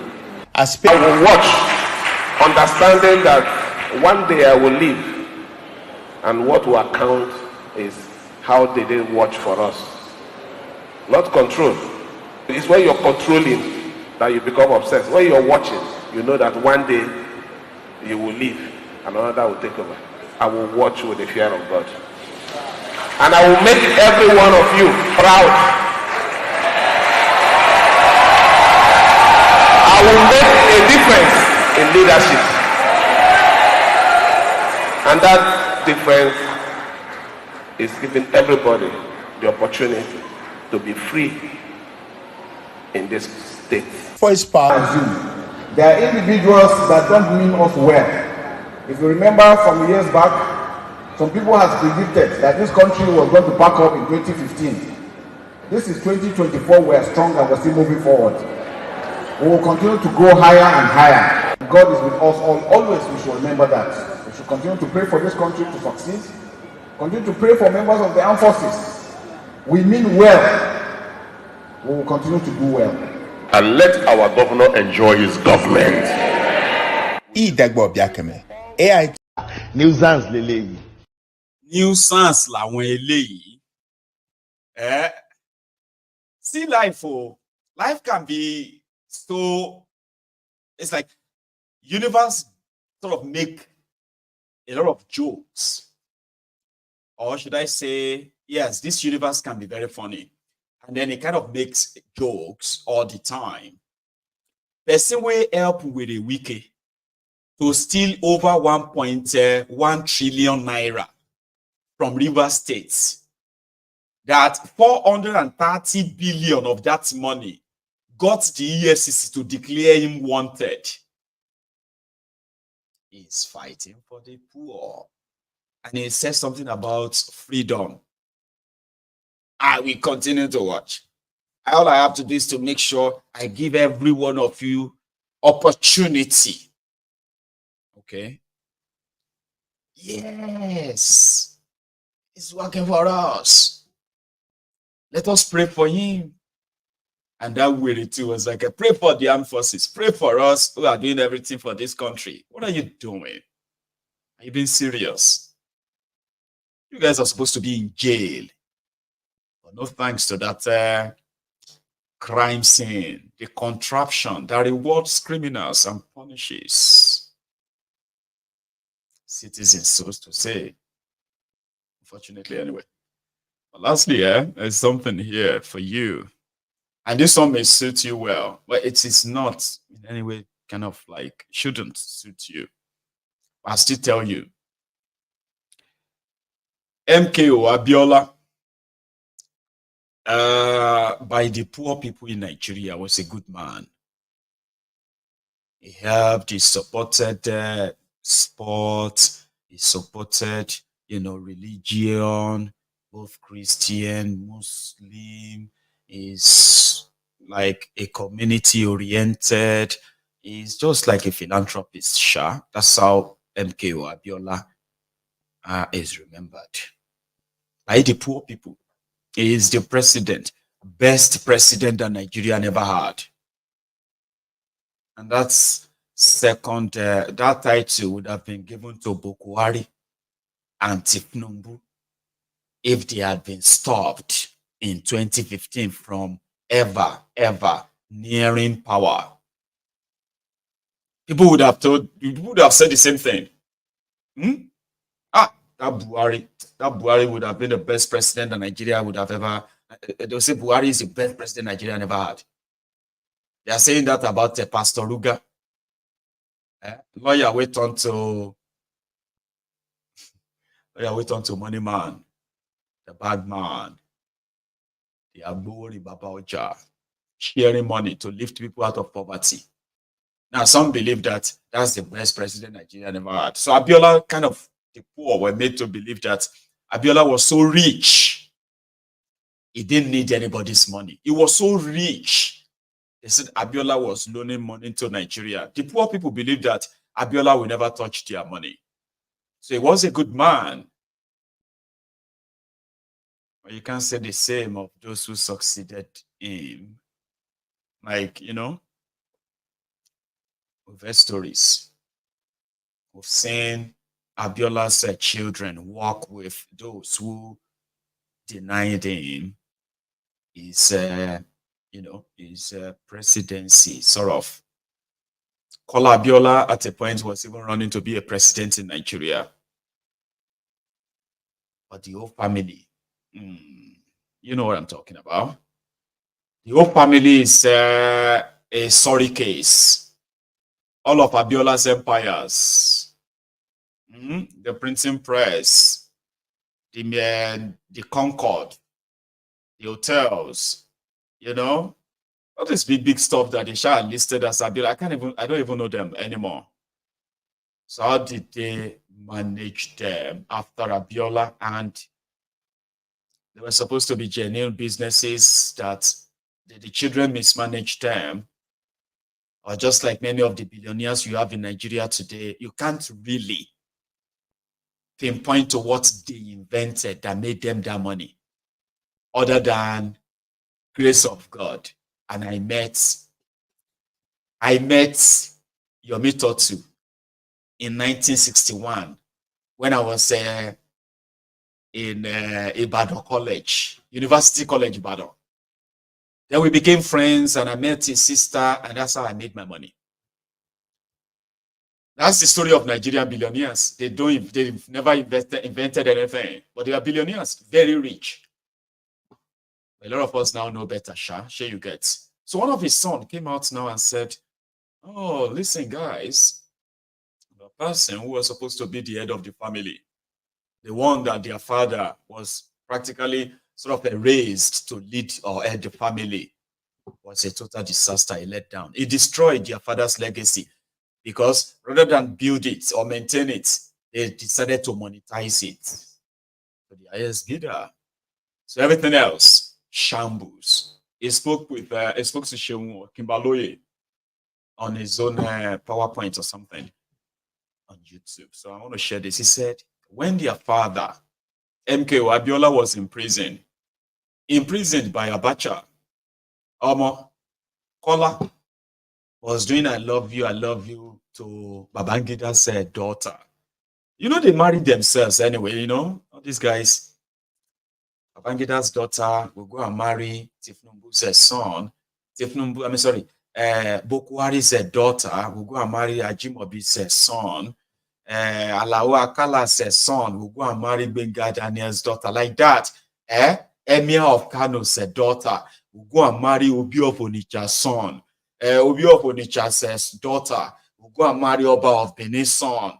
You know the way that they do it like that, between themselves. I just never thought anybody would be that stupid to be shagging the daughter of the man that called your father, ready to be hanged by a madman, Abacha. But the son said it, Abdul. Listen to Abdul. I mean, do you blame him for the manner in which things have gone? Do you think that the legacy of the MKO Abiola would have been properly sustained better than it is right now? Yeah, I definitely do, because he was in a pivotal position, especially after the whole crisis. He could have been a voice. He could have been a strong voice of true democratic values. He could have, He chose not to. Apparently, at the time, my father was still in jail. He was having relations with Babangada's daughter for Christ. I don't want to. You know, it's just sad. You know, I actually even was a little bit pleased that my father didn't get to come out and see what his first son had turned out to become. So you are unhappy with him? I am unhappy. I think Nigerian people are unhappy. You saw how many people voted for him when he said he wanted to be president. I wonder how he thought he could be president. You cannot manage Abiola empire. How do you want to manage Nigeria? How does that work? This is the problem in Nigeria. People are not showing capacity in their own little fair spaces of work, and then they want to now get a higher position. You don't deserve a higher position. So you didn't vote for your brother? I told him. I said, you're not going to use my money to do campaign. Give me my money first, and go and campaign. Do you think he owes you anything? He owes me a lot. Well, first of all, if he just listens to what my father said in the will and does what he's rightfully supposed to do, like every other person has done, he's not the first to be the first son of a child. We have the Falawiyos as an example. These people, I think, we have lost so much. There's so much property that my father had in this country that we can never get back, because people have sat on it and they're using it to take care of their families. But the issue here is, who is to lose? Is our money that was used to buy these things. Those properties now, you cannot build them today with the kind of money you're going to spend. I'm talking about the silo in Kwara State, Lafiagi, 20,000 metric ton silo with 10,000 hectares of land. How much do you want to pay for that land now? You know, it's sad that, you know, your father has reached a certain level and you cannot continue from where he stopped. I would like him to explain to me where exactly he has gone with this direction. It's like you're going down a dead-end road and you are seeing the signs and you still keep going. I don't understand this. And this is 30 years down the line. So it's not like I waited a year after my father died and I'm making these accusations. I'm saying people have died in this 30 years. I'm talking Abiola children who could not do or buy medicine just to take care of themselves. This is sad. And I'm sure my father will not be pleased about it. So I am not pleased. And it's not because, like I said, it's not because I want. It's like I wake up in the morning and my phone is inundated with text messages of people saying, I need help, I need help. How many people can I help? And if I want to help somebody, I have to first be able to help myself. It's important that we do things the right way. And I think that's just my issue on this. Have you been able to speak to Kola Abiola about some of these grievances that you have, especially because there are those who believe that MKO Abiola's wealth would have been a generational wealth because he had so much wealth and spread across the country such that there are those who believe that no Abiola blood should ever be poor based on what Abiola had. You're totally right. And you have to understand that what I'm talking about are just the properties in Nigeria. This is not where Abiola had his real wealth. Abiola had those companies in Nigeria just to help Nigerian people. They were losing money. They were bleeding money, but he did this because he understood that Nigerian people needed something to do. Give somebody nothing to do and they'll pick up a gun. You need something to do. So he understood that. What I'm just telling you right now is very simple. You see, Abiola's wealth was from outside this country. Abiola did not do anything outside. He was an intelligent accountant. When he was ITT, was the state director of ITT or something like this, there was the monies that were being owed that company. When he was able to retrieve the money from that military government, I think it was under Murtala at the time, he went back to his masters in the West, I think it was England. When he got there, he said, oh, this is the check that your money you've been owing. And then they were now going to offer him like a commission. He said, no, give me shares. So my father has shares. So I told Barakola when I got back to Nigeria, I said, the monies that are outside the country, I don't want to disturb you with that one. That is for you. Eat it, die. Eat it, do whatever you want. That's your business. But the ones that are in Nigeria, we will die there. Have you been able to take that up? Some of the properties and some of the businesses? Like I said, we took over Concord. That has been, at the time we took it over, he went ballistic, took me to the KBC Akiolu's palace to tell me why I should leave the place.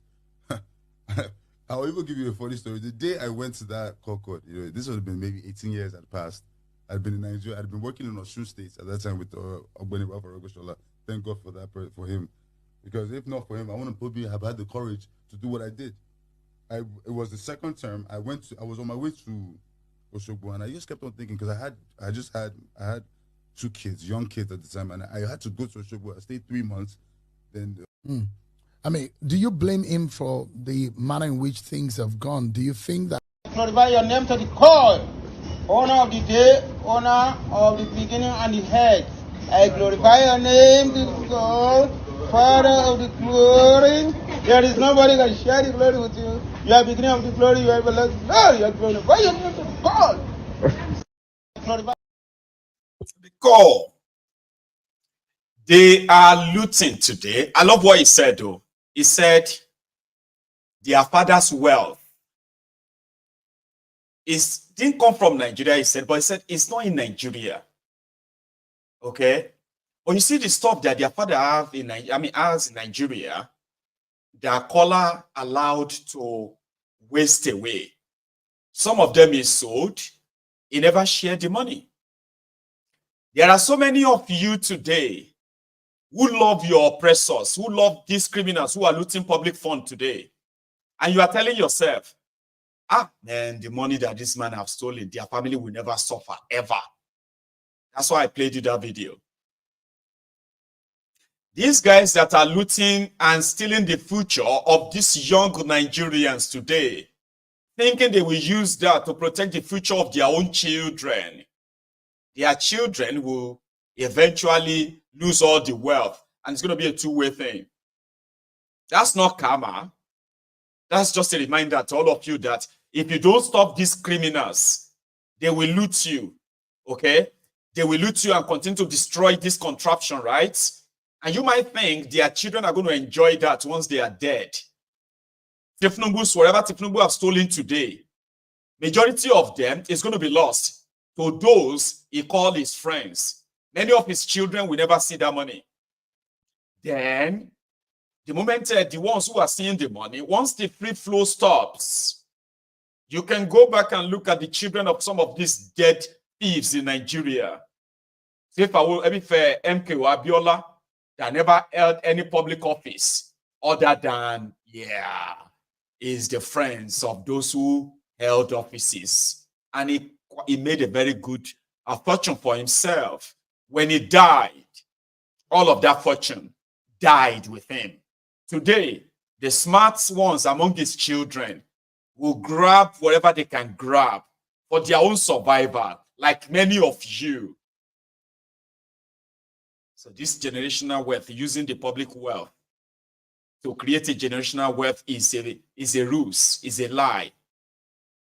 And if you are aspiring to have one, you are deluded. You are. Today, Abiola's children, the only card they are now using for those of them who want something, who haven't managed to get anything for themselves, is to say, I am Abiola's daughter. I am Abiola's son. And since you have June 12, you have Democracy Day in his name, you could get political appointment as Abiola's son and Abiola's daughter. That's what many of these guys are going to end up as. They will continue to try and live off the rest of you. They send their children abroad to all the supposed best expensive schools to go and acquire the best education.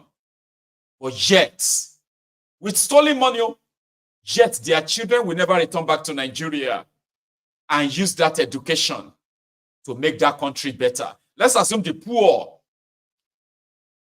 only care about food. What do you think those who are in power care about?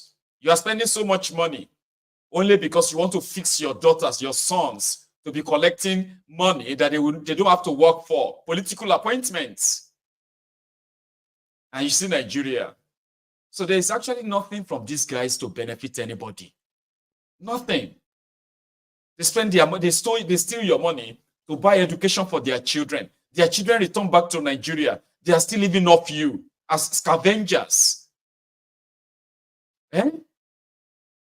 Well, let me take a break. We need to take calls tonight. And I think I'm due for haircuts. But somehow it makes me look older. And I kind of like it. But sometimes I don't like it when I am reminded. Somebody said I looked like a 55-year-old man.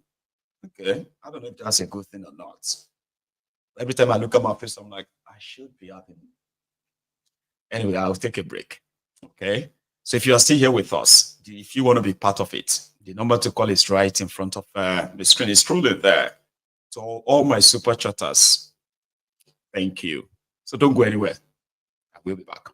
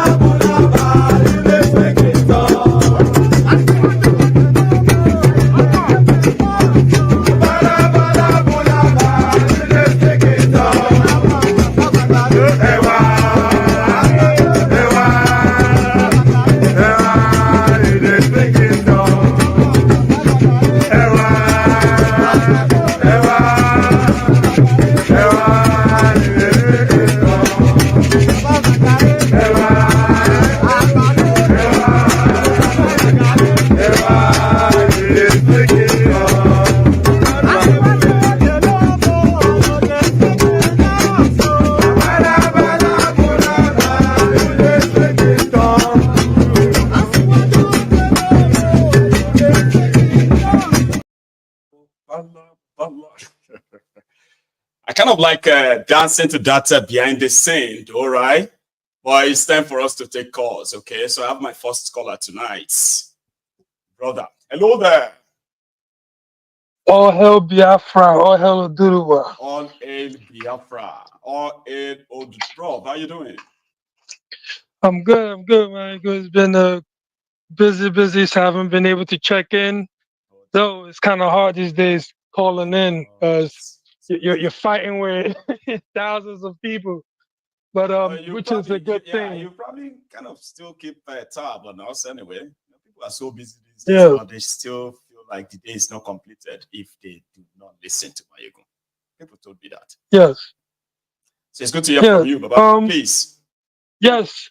So before I start, I like the way you have the background, so others people now we can be able to see what goes on behind the scenes in terms of the studio. I find it very intriguing.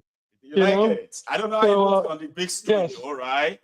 But somehow, that's what I do. Sometimes I'll sit here, sometimes I have to get up there and quickly do a mix of a new tea cup, right? And then I do that. I actually, dance behind the scene. Yes, I like it. Please continue. Yeah. But today's show was fantastic. What people don't understand is that Nigeria has already collapsed. They're just seeing a little bit of the trinkles of it right now, the sprinkles of it. As we proceed down the line within this year and maybe coming year, it's really going to start hitting. I mean, like you're going to start seeing the cracks. And that's what a lot of these people or Nigerians are now understanding, that the country is gone already. You have the another big company that left last week or the other week. So with all this happening, a lot of them are not putting two together to see that it's all over with. When you start seeing major corporate companies like that leaving, it's a big signal that something is wrong with your economy, something is wrong with that country. So they need to now wake up, snap out of this nonsense, this deep sleep they're all in, and just do the needful, because it's all over. They're looting as much as they can. Stop. That's my own slogan, If you don't stop these rogues, they will never stop. They won't stop. Yeah, but the Stockholm syndrome is deeply entrenched, that they can't even. They love it. You telling them, like I see them all the time attacking you in the chats and the comments. You're telling them the truth. You're giving them this is what you need to know in order to save yourself. But they'll still fight you tooth and nail, until they wake up and realize when Nigeria happens to them. Then that's when they realize that, and it's no longer a game anymore. People, you're being killed. You have no security. You have nothing. Is to let you know you have no government. And these Fortune 500 companies are all leaving in droves. It's to let you know Nigeria is gone. The sooner, the better. You people understand this thing. You can pray from now to thy kingdom come. Yes. All your prayers and everything. Obviously, it seems like it's not working because you're now waking the hell up. People, wake the hell up. You have churches. You have more churches in Nigeria than you have any medical or any institution or anything like that, and yet it's still not getting through your heads. Well, good morning. This time is going to happen. All hell Biafra, all hell Oduduwa. All hail Biafra, all hail Oduduwa. Take it easy, bro. Okay, you have a good one. Okay, I think I have another caller on the line as well. Hello.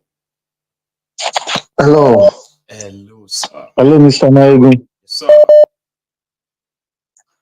How are you doing tonight? I'm very well. Thank you. Yeah, it's been a wonderful show, and I've been a follower of yours for a long time now. On this, the first time I'm calling in. background. And who am I speaking with, please? You are speaking with Mr. Israel Adewi. I'm calling you from Nigeria. Mr. Israel, such a pleasure to meet with you, Baba. So thank you so much for coming as well. Please. My contribution is going to be brief. From my observation, it seems the way out is to go back to the very bottom. Like the resources, they are still milking Nigeria and it's still dripping some things. You understand? So until they scavenge everything and there's nothing left, I think that's when they will realize that the earlier the better. I think you get what I'm trying to say. There's still some things for them to take, maybe when there is nothing anymore. But it's yes, nothing anymore anyway, because what people, it's like, people have lost a lot. Only if they know, Abi, people have lost so much that some people have lost everything. That all they have left right now is just the breath that they have, this life. This, anyone look, just the breath. Once you take yes, you see, it looks like beer. When you pour beer into a bottle, you see the foam, the level of the foam is usually higher than the actual level of the drink. So the situation is so much worse, but we are just seeing the virtual level. But when the foam clears, people will understand. Right. So sooner or later, it's just sooner or later, we are just like on a virtual level now, borrowing every day, no development, no new industry. People keep giving back every day. I used to ask some people. Anymore. Have you noticed? Like we used to No, hear they are about, not talking how about many that. jobs have you created? How many? Nobody's even talking about that anymore. Just because the statistics are no longer. And I think just existing like for existence sake. I asked a young guy, what do you want to become in future? He said he wants to work in a company, maybe in a big company. I now asked him, how many new companies have you seen since you were born? How many? Like virtually none. You understand? So the situation is, for me, I'm with you. Like we have reached the bottom. We just need to scatter everything and rebuild. It's just a matter of time. That's my take tonight. God bless you, okay? Just stay safe, and take it easy. Thank you so much. People who actually experience this are better off telling us what it feels like if you are watching me from Nigeria. Hello. Hello. Hello, sir. Hello. Yeah, this is Mark. I'm calling from Manchester. Hey, Mark. Did you say Mark or Max? Mark Alili. Mark. So I have Mark from Manchester. How are you this evening? Fine. This is my first time calling. You may need to move away from that broadcast or mute it so that you can. No, I've moved away. Yeah, it's better. Okay, Baba, everyone can hear you. Yeah. I could say you're doing a very good job. Me for one, I don't like podcasts, but ever since I come across your podcast, I've been spending like 2-3 hours every evening, just to listen to it. I can only imagine. So no, I don't like listening to podcasts, but I actually got interested in listening to you during the election time when I was, following the elections, and I came across your podcast. I said, who's this person again? But when I listened 2-3 episodes, it was very, very, very interesting. So I even have to share with my friends, and I've been listening all this while. So, yeah. Now tonight we are now talking. Yeah, we are now talking now. I've been trying to call all this while, but most times I don't get through. I just let me just try again this evening. I'm glad you didn't stop trying. So here you are. Wow. Yeah. All right. So I've been, something I would like to ask you. Don't you feel like depressed? Every day you come up with different topics. Sometimes I just don't want to listen, because after listening, sometimes I just feel depressed because I keep asking myself. I do. what's going to change? You know, sometimes it's not as if sometimes I will have so much which I have grasped throughout the day. Okay, then when it is time for me to put all these thoughts together, like I want to come and talk about them, so I need to first put them together. Okay, then Baba, I will be staring at my phone for more than an hour, 2 hours. I won't be able to put my thoughts together. Like, okay, what am I going to talk about this evening? Which of all these happenings, which of them is so important in according to their importance that I have to let people know about? How do I put them together? You see that frustration, right? It actually hits me too. Sometimes I may not be able to put my thoughts together until like an hour before I start. So yes, I do feel it. But you know something? I have this something that I believe. It doesn't matter. I think it doesn't really matter whether I feel bad, I feel depressed and anything. The moment the camera is on and I look at my screen and I see 2, 3 people, 4 people, that's enough for me. I do not need to, I do not need to put them together before I start talking. But because I have a lot of audience now, so I need to articulate what I'm talking about. But generally, Mark, it is exhausting. I promise you, it is. Because it's really depressing, when you see these things over and over again, and it seems there is no end to it. Every day. So you can only imagine. Not doing it at all probably will be worse for me. Because I see things. I see a lot of things. I hear a lot of things. Because I want to ask, don't you know that even the people we talk about, they still listen to these programs, they listen, and sometimes they just be laughing because they just feel that, they can rant all, they can rant all they can. Look at me and they just feel sorry for me, like, look at this guy. He's so much. Can rant all you can. But nothing will happen. Exactly. So they don't feel like they can rant all they can, but nothing will come out of it. If you've got no power, you're not going to do anything. You can only talk and talk and talk. Well, they will just pay lip service to whatever you're complaining about. Mark, I want to believe you're wrong. It's just a matter of time. I get your drift. Yeah, because because there's so much losses, so much life has gone. People are in penury. People over there, they're not living. They're just existing, just breathing. Some of them sometimes you can't really blame some of them the way they act, or sometimes they become so docile. They're just looking for something to eat or survive. They can't even think for themselves anymore. It's really, really that bad, because I do have people over there. Actually experiencing it. You are not in the best position to actually to give a full assessment. Like if I am I'm unable to pay 50,000 or 100,000 naira for a child, school fees, I'll be a different person. I'll actually be a different person. If I'm unable to feed my kids, despite the fact that I have a job and I know I might take home, right? I will be a different person. You know what I mean? So that's why it's sad sometimes when we see people who are experiencing this, still standing up to defend these criminals. That's the mixture of it. Ordinarily, it's really depressing because for me, like you used to say sometimes that we need to get that critical mass, because critical mass is very, very important for any action to actually be effective. You need a critical mass to actually cause enough force, But to get that critical mass of people that would actually stand out and resist these people, like during the EndSARS, we came very close during the EndSARS period before they became so scared and they had to crush it down, and they are trying everything possible not to get that kind of a movement again, or that kind of mass of people that will come out and actually fight them. So most times, I believe they try to put division among the people. The people actually opposing them. People will be fighting themselves, quarreling themselves.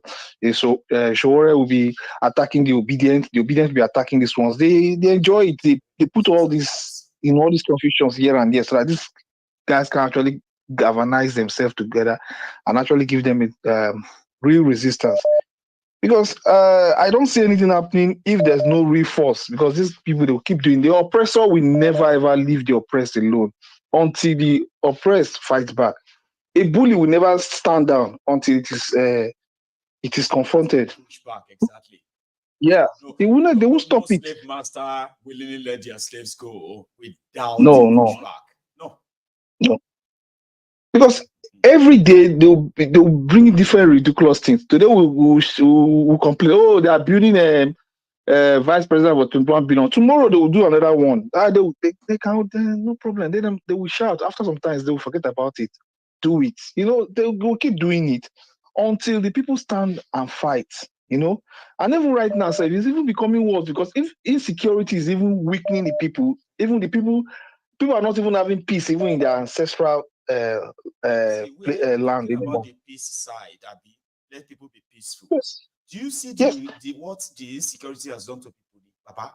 It is impoverishing them en masse. Exactly. Poor people are coughing out tens of millions of naira for ransom. Exactly. Those so how can these people? Their food can't go to farm. People are poor. Exactly. Because of all these things, Papa. Go on. So how can these people now come together and fight the government? I think the government because it's a very good situation for them. The people cannot resist them. They are weak from all directions. Different things have completely improvised. They have made them weak. So I don't see the people can actually push back. They are being battered by insecurity. They are battered by different kind of poverty here and there, and lacks all around. I don't, the people are actually at their weakest right now. And that's why what you do is very, very, very important because it's from actually the mind. That is where things actually start from. What you're doing is actually stimulating the mind so that people can actually, draw that energy from somewhere and resist these people because we're in a critical mass of people that, will be really determined to actually want to push back, from their mind, really want to fight back.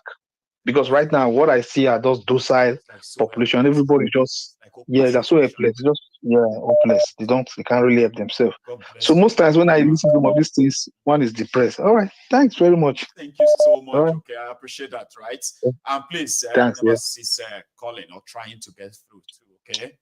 All right, thanks. All right. I could use your voice here too. Thank you. All right, thanks. Man. So that is a Mark from Manchester, first-time caller. That's the second first-time callers tonight. Great. Chike is awake. Chike should be at work. Thank you. Okay, that's very kind of you. And listen, guys, right? Please help share this broadcast from whatever platform you are watching from right now. Then like it. Okay, I appreciate that. We kind of crossed 95,000 last night, which is great. So we are now 5,000 away from 100,000 on YouTube. That's great too. And I appreciate, so I say thank you to every one of you that contributes to that. All this you're sharing, all this you're liking, and all of this, right, is of great value to this, to me and to all of us here too. So thank you. And then I have a caller. If he's still there, hello. Maiyegun General. Wow. Baba. Hold on, my daughter wants to hail you first of all. She's scared, she's shy finally. Maiyegun, God bless you. Yes, she is. There's public holiday tomorrow here. Maiyegun General, you're doing too much, man. God bless you. Afternoon, evening, everything. You're working for freedom of your people and Nigeria in general. Maiyegun, I understand you turn it up, turn it down. There's something I've observed about. You have to learn how to now, like. She was trying to listen to it. She was trying to listen to it on the TV, and I know it will cause a problem and all that. So I had to tell her to stop. Sorry about that.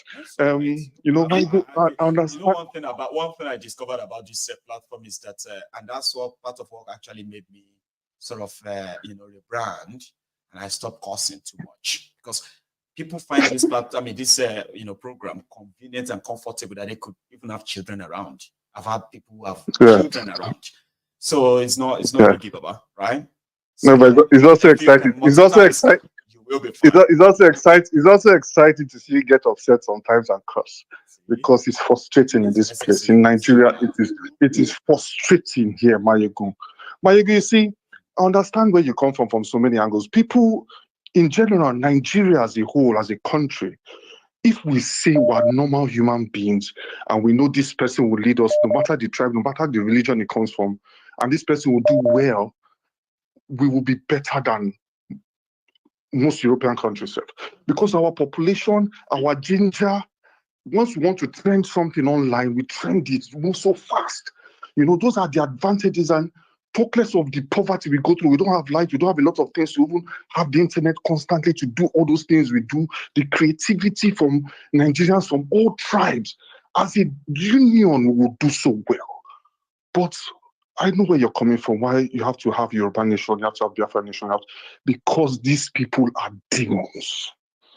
They are demons. You must scatter them, and every other tribe will decide, is this how we want? Do you think if the Yoruba people sit down together with someone like Femi Adesina in that place, sitting with Biden, talking to him, and they will carry someone like Tinubu to rule us?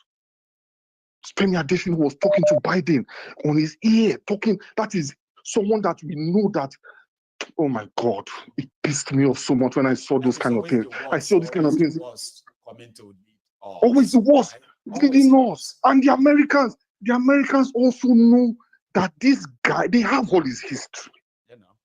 He can't be close to Biden like that now. He can never be close to Biden because they know his opponent. Have you not noticed? Yes, because they know his political people will use it against Biden. You know, Maiyegun, God bless you so much. You know, and you see what Thiefnubu also does. I don't know what kind of power he has, that he has ruined some very respectable, aging Yoruba men like Adeboye and Soyinka. I respected those men. When I used to go for Adeboye. It's all about interest. I got. Do you know something? No. Do you know that? Maiyegun, please, in God's name, in God's name, Interest and Adeboye, I don't know where they align. I will go to church on the 26th. On Christmas, after Boxing Day, when Adeboye comes to redeem, I used to be a redeemer. I will watch this guy pray, and I will adore him. He's quiet. That Idris program you played, Idris Tassi them to their bone. Yes. You Tassi them, and I love that thing he did. See Soyinka can't talk again. How will this man ruin someone as legendary as Soyinka? See Soyinka dies now. God, I know you ever. Some people were asking, right? They were like, this Thiefnubu has made a lot of people to unravel. Okay. Then they are like, what exactly could have been that thing that they benefited from this guy, or he has on them, that some of them are ready to trade away their reputation that they have. Thiefnubu get power. Before now. Thiefnubu get power. He has spiritual power that is above. What kind of influence does he have on them? It's not money. It's more than money. It's not money. People may think it's money. It's not money. It's something not more. Money. Thiefnubu has one kind of spiritual. Someone told me that he saw Thiefnubu and he saw Oracle. Thiefnubu will sit down. You see Akpabio. Akpabio is from my state. Just like me trying to defend Akpabio. Akpabio is a miserable person. And that's the kind of person Thiefnubu just needed to run that Senate. They want to buy jets with what we're going through in Maiyegun. They want to buy jets. They're fixing roads. See the roads. See the destruction in people's properties. That road is costing. People are crying from all angles, from the beach they destroyed to Ilaje to this place. People are crying. Meanwhile, that money would have just been used to fix a normal road that was already existing perfectly. Increase the lanes, put street lights. 15 trillion is over. 15 trillion is over $12 billion. I know. Maiyegun, I know. Oh God, Maiyegun, God bless you. Let me don't waste people's time. God bless you so much, Maiyegun. So that I will remember this. Maiyegun, I did Nigeria, I cannot talk my name. You go live on like that, right? I respect that. Mr. Z, we're getting plenty. People are getting angry. People are getting angry here, small. Even his supporters, I'm seeing his supporters getting very, very angry because hunger no gets anything tribe or anything. People are getting. You enter me. I used to be middle class, but I don't even know if I'm middle class again. I don't know where I belong. You can't because I can't. I'll go to supermarket. I go to no middle class market when I buy things. Maiyegun, when I buy things in supermarket, small things, I just go buy small 1, 2, 3, 4 things. They'll say 25,000. I'll look at the screen. Which one is this? Remove my insecticide. Remove my this, because I have tomorrow to spend again. The best thing is just to stay at home. You don't see that woman where you play where they cry. See that woman where they cry. She says, "It's better I die. It's better I die." There are more coming. Oh, just watch. I know. Just watch. There are more coming. God bless you, my brother. Man, God bless you so safe, much. okay. And you have a God good bless one, you. See, it may happen. People will tell you free of charge. And as Idris put it, Emi lo kan, don't turn to Ebi lo kan. I'm going to play that after this caller. Take this to 1,000 on YouTube. We were almost 2,000 earlier, right? So before all of you go back to bed, just make sure that you have paid your offering, like the broadcast, okay? I have another caller. Hello. Hi, my own brother, Maiyegun Beatrice. Oh, me lady Beatrice. How are you this evening, ma? I thank God. You know about. How is body? Like. Yeah, you know, that's why I say I just have to call and just contribute a little word. Please. You know, because all the things we are planning, all the taking over from these people by citizens and so on and so forth. What we have forgotten is that we don't have weapons. Citizens may gather, they will get their weapons and kill those, like what happened at the EndSARS. They will kill people they want to kill, and people will run away, and so on and so forth.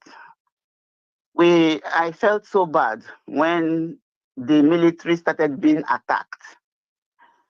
No matter how bad the military is, that is still the only people that can help us. Even if it is for only 6 months, and conduct proper election or change this thing we are all planning. Change the constitution and let people discuss their future. The only people that can get it is the military. That was why when this guy came in, he first announced no coup will be permitted. If the military can be saving Niger, we have stronger military than Niger has. So, but he first of all thought he would use fear he couldn't bribe. Look, even the least military person in Nigeria, if there are 5 or 10 of them, they can save the whole of us. It only takes people who are, look, I want to die for this country. Even if I die, I don't care. Not those generals. The generals are all well fed. They have pot bellies. But there are people in the military that are also suffering like us, that their parents are suffering, their children are suffering. I felt bad. I used to have an in-law called Police. He is mere like a beggar when he was a part of us. Mere like a beggar, and he was a drug addict. After taking the drug, he would come home and beat the hell out of my sister. You know, until he threatened her, if you don't leave my house within a few days, I'll kill you. You will see what will happen. We had to get hold of her and relocate her. And he has never contributed to his children's affairs and all that. So police may not be useful to us, but the military, I was still a young person when people like Muritala Mohammed, forget those who ended up criminals. Not all of them are. Muritala was so disciplined that he disciplined the whole Nigerians. That word, what do you call that word? Every Saturday, everybody will go and war against indiscipline. What exactly? Why? It was Muritala. That time that you have to be on the line to enter bus, you will see everybody were disciplined. If you are caught jumping the bus, being this and that, you are in trouble. Everybody sat up. Nigeria became like a new country. Even if we have those that will do it for us for only 6 months, they are the only people that can get rid of these criminals.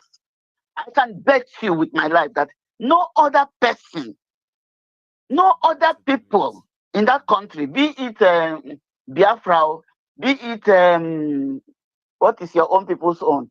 You are now like all of you have created your country now. So what is your own, Maiyegun? Yoruba Union and all That's very funny, though. But yeah, I get you. Go on. What I'm trying to say is that no any angle can match with these people because they have already paid the people that will fight for us. And we do But not have resources to they don't exactly. But remember that whenever there is problem in Nigeria, they do send our military people internationally to go and fight, and they win the battle. Nigeria has military men. If they decide to walk, nobody can stand them. Even if it's only 10 we can get, that will storm that place and surrender that place and do what you call Rawlings did in Ghana. We have our own Rawlings experience because we need that Rawlings experience. Because the people from even those that you think have retired, they are still milking the economy. Those that have finished their ruling for years and years, they are still milking the economy. All of them, if we can just get people like Rawlings Hart that can come, Nigerians will shout, Nigerians will herald them. They won't be there forever. Even if it is 6 months or 1 year, they get rid of these people and reorganize our system for us. There may not be anything that anybody can do. That is the only thing I want to contribute this night. Thank you so much. I love your imagination so much, ma'am. And you see, there are people who believe indeed that there should be military have the resources to take these guys out. But a vivid imagination, like vivid imagination. In reality, if anybody still believes that Nigeria has a military,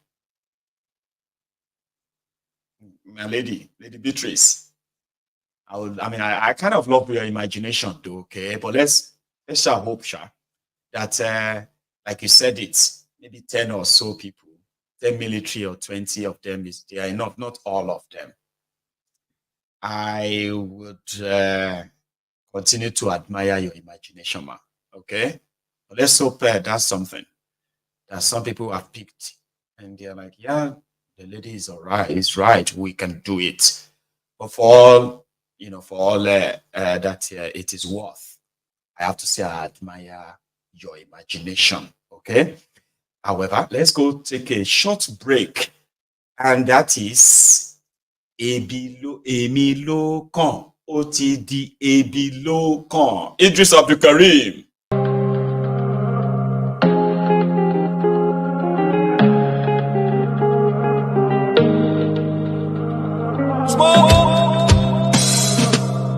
Emilo Kan, don't turn Emilo Kan. Yorubas are screaming, Hausas are crying, Igbo brothers are saying, don't blame them, Igbos are being discriminated. Even food don't turn to gold in Nigeria. Kidnapping, lucrative business in Nigeria. Imagine saying your grandchildren where they kidnap. By now, your soldiers for don't scatter Nigeria. How common man won't get money for ransom when they kidnap him, his wife and his children? After everything, now they go kill them. See, as Naira, they fall against dollar. Emilo Kan, don't turn to Emilo Kan. And you say make we sacrifice for Nigeria. 7 billion to renovate your residence, 15 billion for your traveling allowance. That's not for you and your only vice president. 40 billion for Asurok maintenance, 5 billion for food and refreshment, 100 of millions for dogs and animals. Meanwhile, hunger they kill Nigerians. What did Nigerians do to warrant this treatment? Even Gary, they no fear afford for the family. Thiefnubu government blame Buhari. Buhari government blame Jonathan. Hunger day, people they die. This one don't pass jaga jaga. Oh, Emilo Kan, OTD Emilo Kan, Baba Emilo Kan, Edaku Edi power. Emilo Kan, OTD Emilo Kan, Baba Emilo Kan, Edaku Edi war.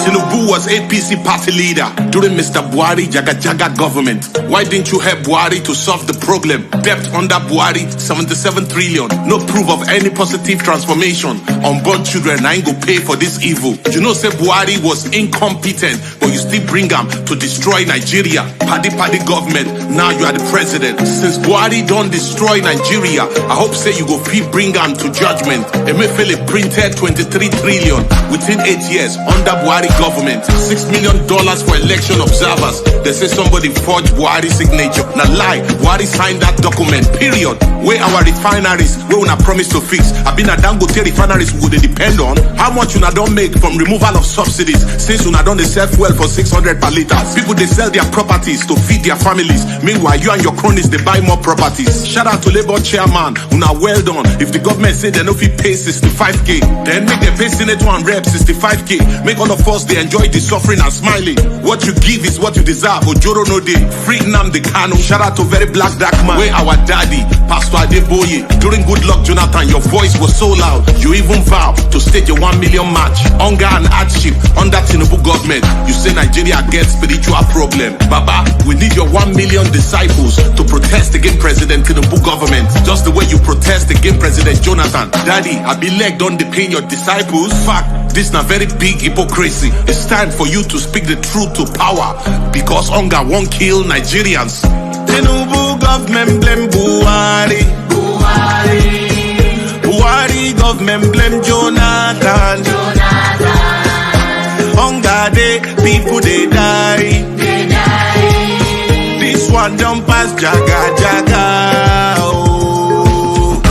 Baby loco, OTV, baby loco, Baba, baby loco, baby power, baby loco, OTV, baby loco.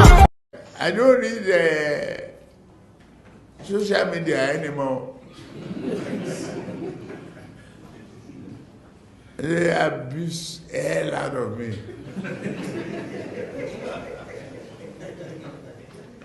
If I read it, I get high blood pressure. I get angry. I don't read it. So, if I want to hear anything, my children or any of my workers will tell me, this one say this one. If I'm tired, I say, please, forget it. I don't read it. Forget about it. Hello there. Hello, Baba Maiyegun General. The Prince. Our Tukano Mike. Prince Jejeman. How are you? I'm fine, Baba. You? Well, I'm very well. I'm still here. Thank you. How is our wife, Abike?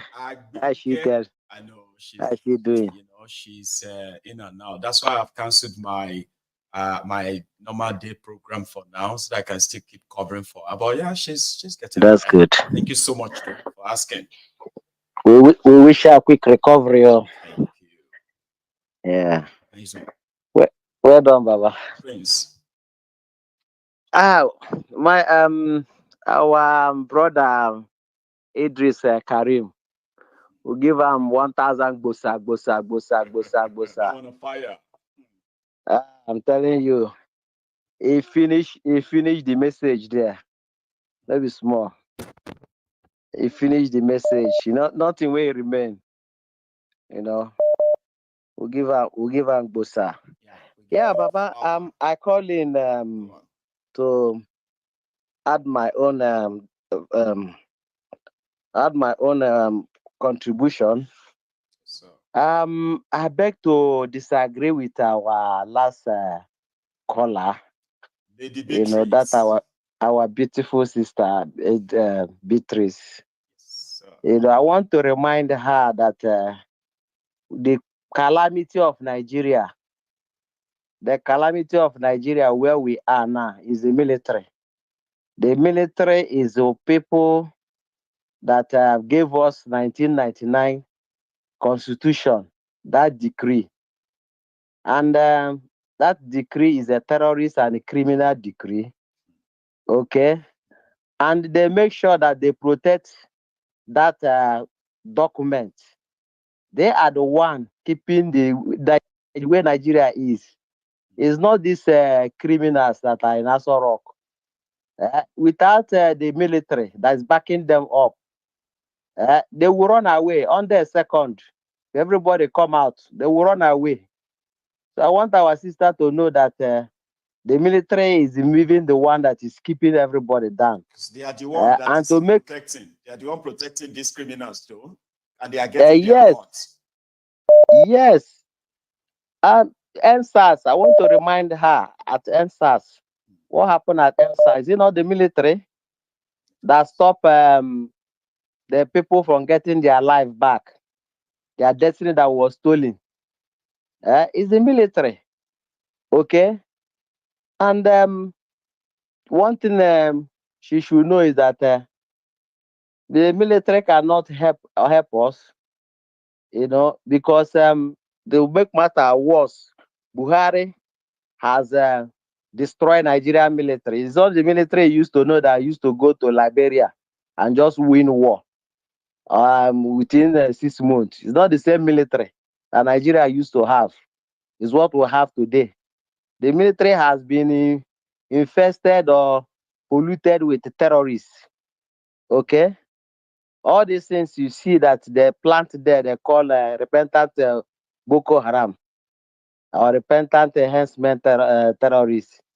Is not one. How can a country say that terrorists are they repented, and it's not just 10, it's not 20. These are in their thousands. It's more the people that they told us that they repented.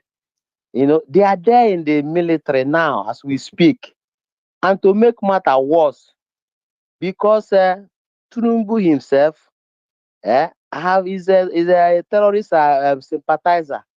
And he's also a terrorist, because if you support the terrorists, you're a terrorist.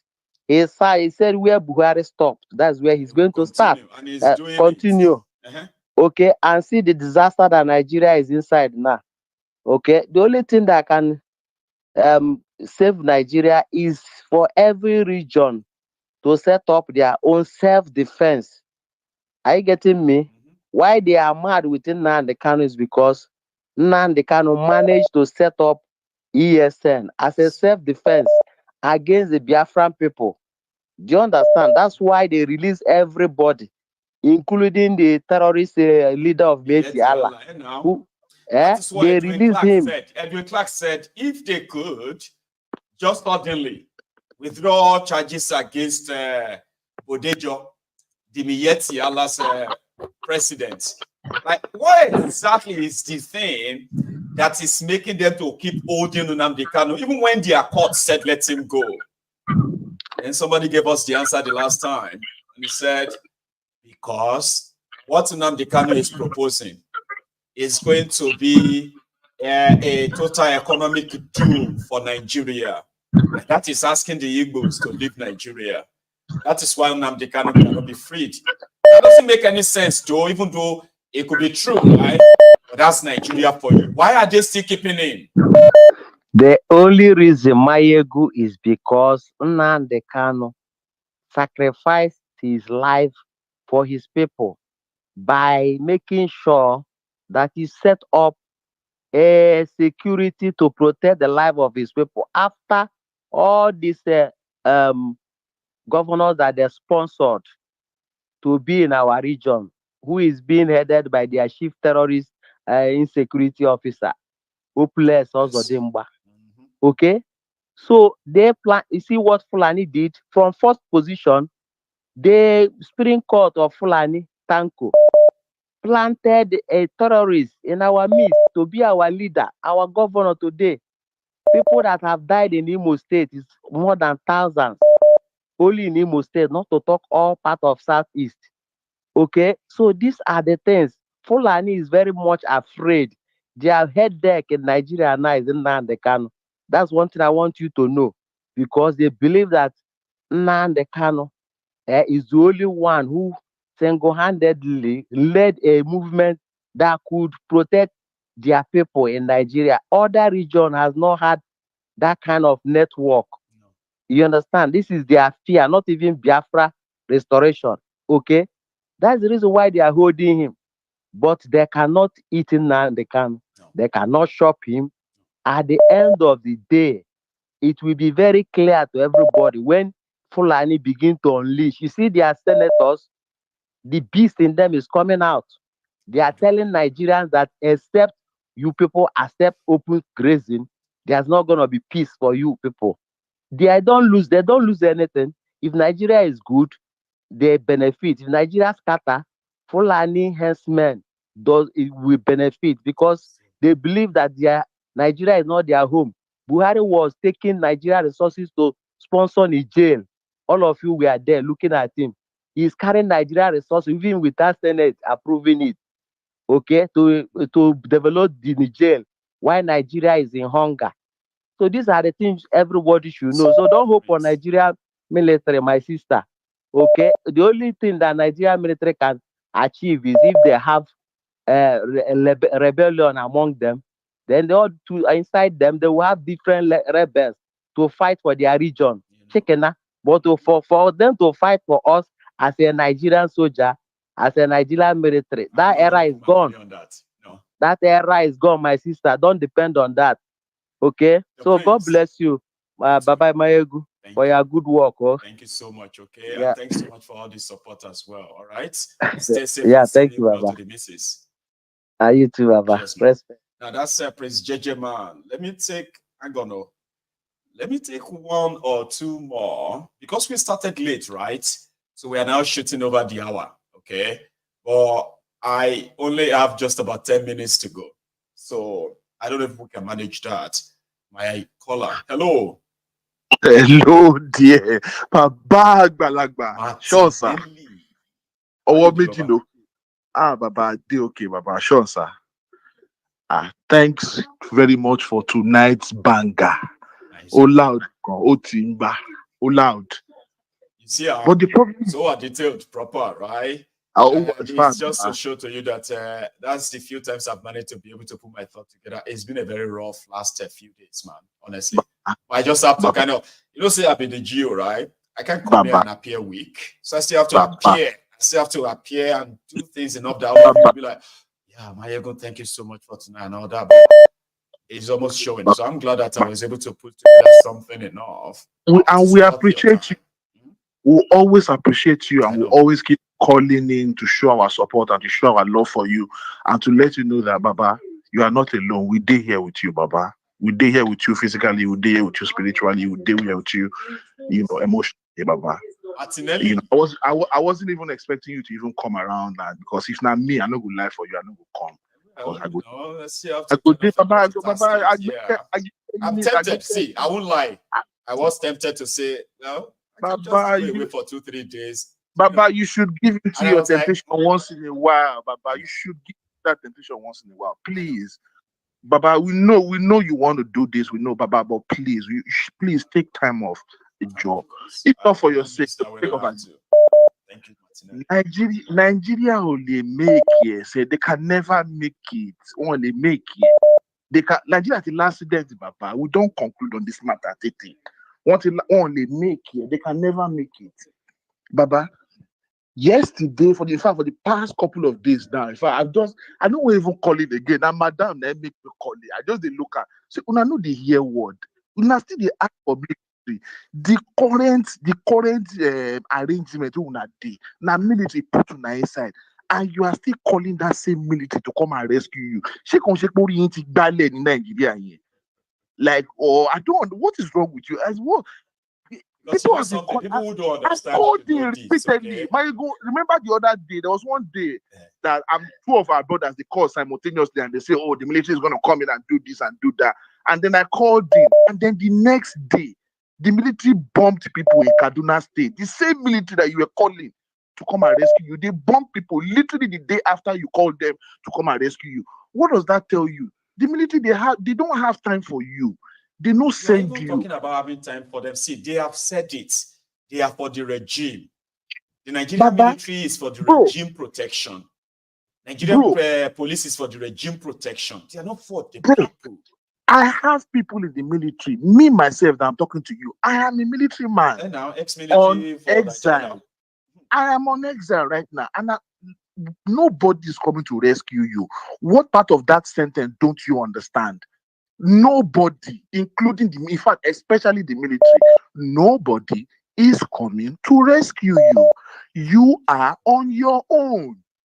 Nobody is coming to rescue anybody, ladies and gentlemen. What part of that sentence is too difficult to understand? That you keep on, this person will come and imagination. Then somebody just called you from Nigeria, Mr. Z. God bless you. Please look after yourself and look after your family. And just so you know, Mr. Z, we are also waiting. If you can gather more people like you, if you are up to 1 million, call us. We'll come and join you. And we're going to burn everything down. Those of you that are calling, we know all of you now. Emma to my very soon. We will just be calling and we'll start calling and we'll be swearing. I'm not at well, you can shake me for you, but there's no point tonight. I have better things to do today, so I will just excuse you. But very soon, Maiyegun wait now, because you know, remember the golden rule, though, Martinelli. You are very much so free to disagree with them, but you will do so cautiously. No. I will caution myself, so there's no need for that. But very soon, Baba, we would. Amatirawa debe.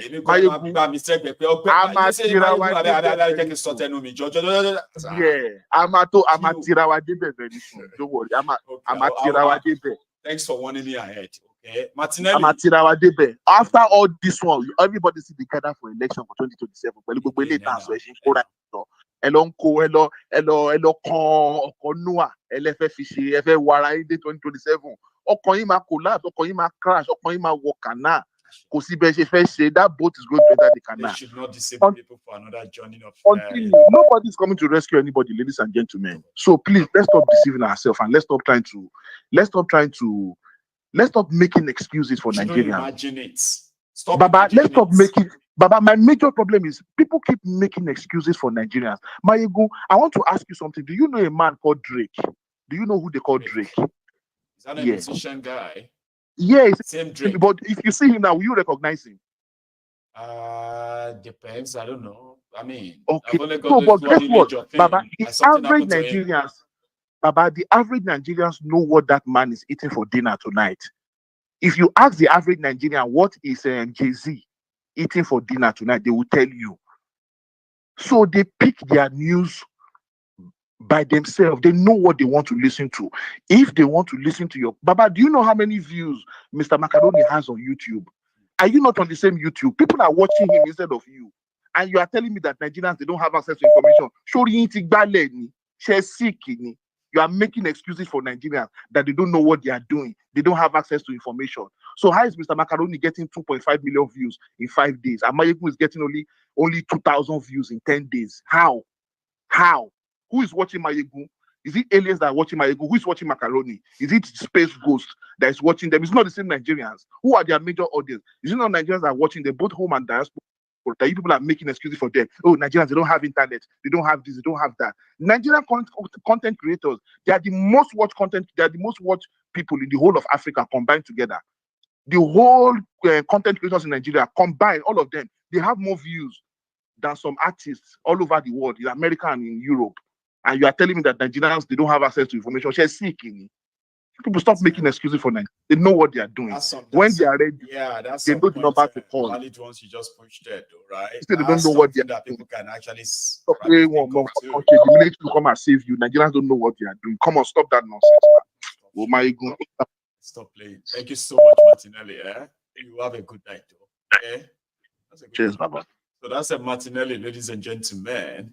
And Martinelli should be our last caller tonight then, because our time has sort of been overshot. And I know a lot of us are still around, but we are currently out of time. And I'm glad I made it, and I make it up to you, okay? Which is, we started late and we finished late.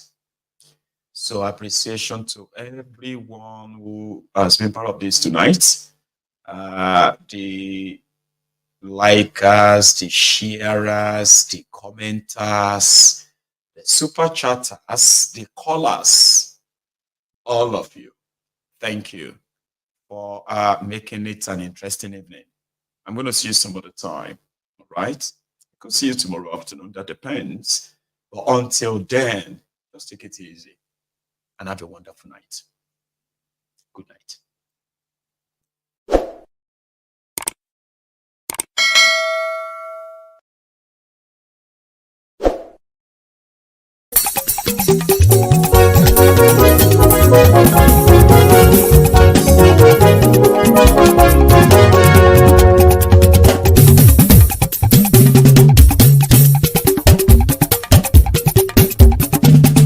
Maiyegun làwa mọ̀ làmọ̀ tó dódòdó.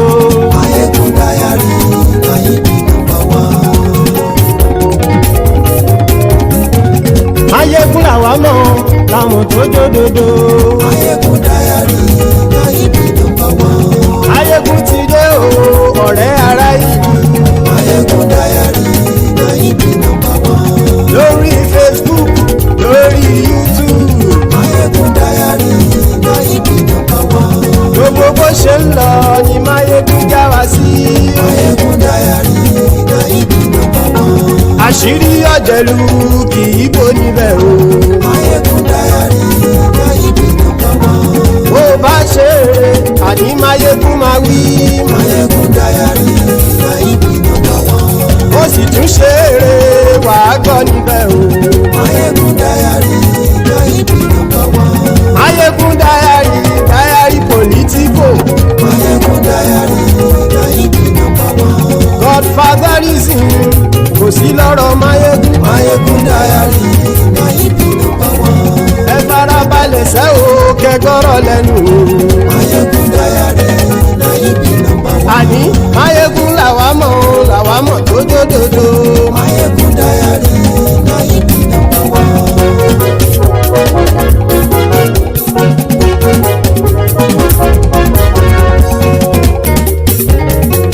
Àní ẹ̀sùn ràkì. Maiyegun ti dé. Maiyegun ti dé. Ọ̀jẹ̀lú ẹ̀sùn ràkì. Maiyegun ti dé. Àní ẹ̀sùn ràkì. Maiyegun ti dé. Lórí Facebook. Maiyegun ti dé. Àní ẹ̀sùn ràkì. Maiyegun ti dé. Lórí YouTube. Maiyegun ti dé. Àní ẹ̀sùn ràkì. Maiyegun ti dé. Bọ́ bàbá gbé wúrẹ́. Maiyegun máa wí. Àní ẹ̀sùn ràkì. Maiyegun ti dé. Ijó ìgbádìyẹ. Maiyegun máa wí. Àní ẹ̀sùn ràkì. Maiyegun ti dé. Presido bá rúfin o. Maiyegun máa wí. Àní ẹ̀sùn ràkì. Maiyegun ti dé. Kí gómìnà kówó jẹ. Maiyegun máa wí. Àní ẹ̀sùn ràkì. Maiyegun ti dé. Ọlọ́pàá tí ń darí bá. Maiyegun máa wí. Àní ẹ̀sùn ràkì. Maiyegun ti dé. Aṣòfin tí ń rúfin o. Maiyegun máa wí. Àní ẹ̀sùn ràkì. Maiyegun ti dé. Òpùrọ́ olóṣèlú. Maiyegun máa wí. Àní ẹ̀sùn ràkì. Maiyegun ti dé. Ọ̀jẹ̀lú ẹ̀sùn ràkì. Maiyegun ti dé. Àní ẹ̀sùn ràkì. Maiyegun ti dé.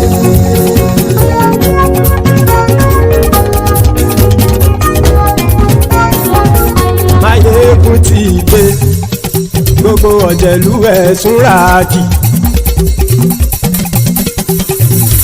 Maiyegun ti dé. Gbogbo ọ̀jẹ̀lú ẹ̀sùn ràkì. Ṣùgbọ́n ní bá ti ṣe èyí tó yẹ kí wọ́n ṣe, ọmọ bá dèrò ní fi wọ́n níran o. Maiyegun ti dé. Gbogbo ọ̀jẹ̀lú ẹ̀sùn ràkì. Maiyegun ti dé. Gbogbo ọ̀jẹ̀lú ẹ̀sùn ràkì. Ṣùgbọ́n ní bá ti ṣe èyí tó yẹ kí wọ́n ṣe, ọmọ bá dèrò ní fi wọ́n níran. Wọ́n fowó bẹ́ẹ̀ o. Maiyegun ó sọ pé wọ́n ò fẹ́ bẹ̀. Wọ́n fowó bẹ́ẹ̀. Maiyegun ó sọ pé wọ́n ò fẹ́ bẹ̀. Oníkan ṣáàtì ṣe èyí tó yẹ kí wọ́n ṣe fáwọn ará ìlú tó gbé wọn débẹ̀ o. Maiyegun ti dé. Gbogbo ọ̀jẹ̀lú ẹ̀sùn ràkì. Maiyegun ti dé. Gbogbo ọ̀jẹ̀lú ẹ̀sùn ràkì. Ṣùgbọ́n ní bá ti ṣe yìí tó yẹ kí wọ́n ṣe, ọmọ bá dẹ́rọ̀ òní fi wọ́n níran. Kì máa yí ṣe eré, ọ̀rọ̀ yìí kì í ṣe ẹ̀fẹ̀. Kì máa yí ṣe eré, ọ̀rọ̀ yìí kì í ṣe ẹ̀fẹ̀. Ẹni bá ti lè lẹ́bọ̀ lẹ́rù o, ọmọ bá dèrò kàṣà ìtú wọn síta. Maiyegun ti dé.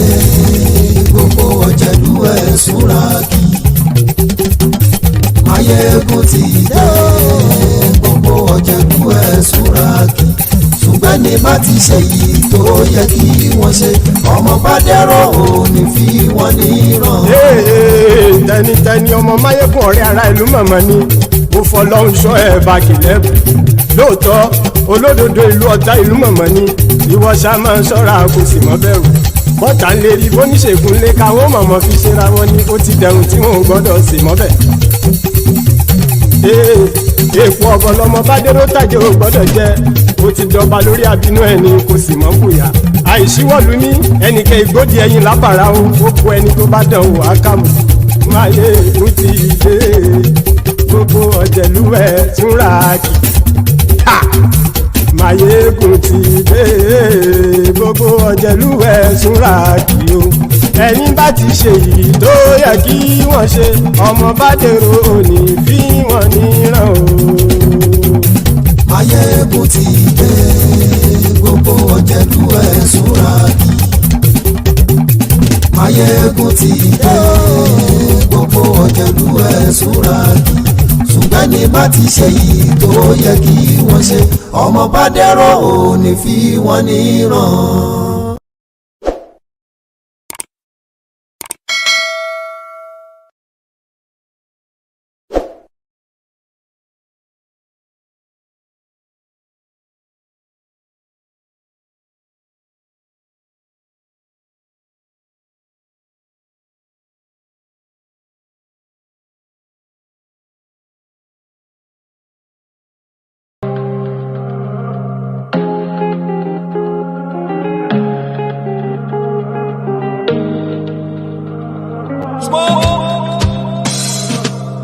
Emi Lokan, don't turn, Ebi Lokan. Yorubas are screaming. Hausas are crying. Igbo brothers are saying.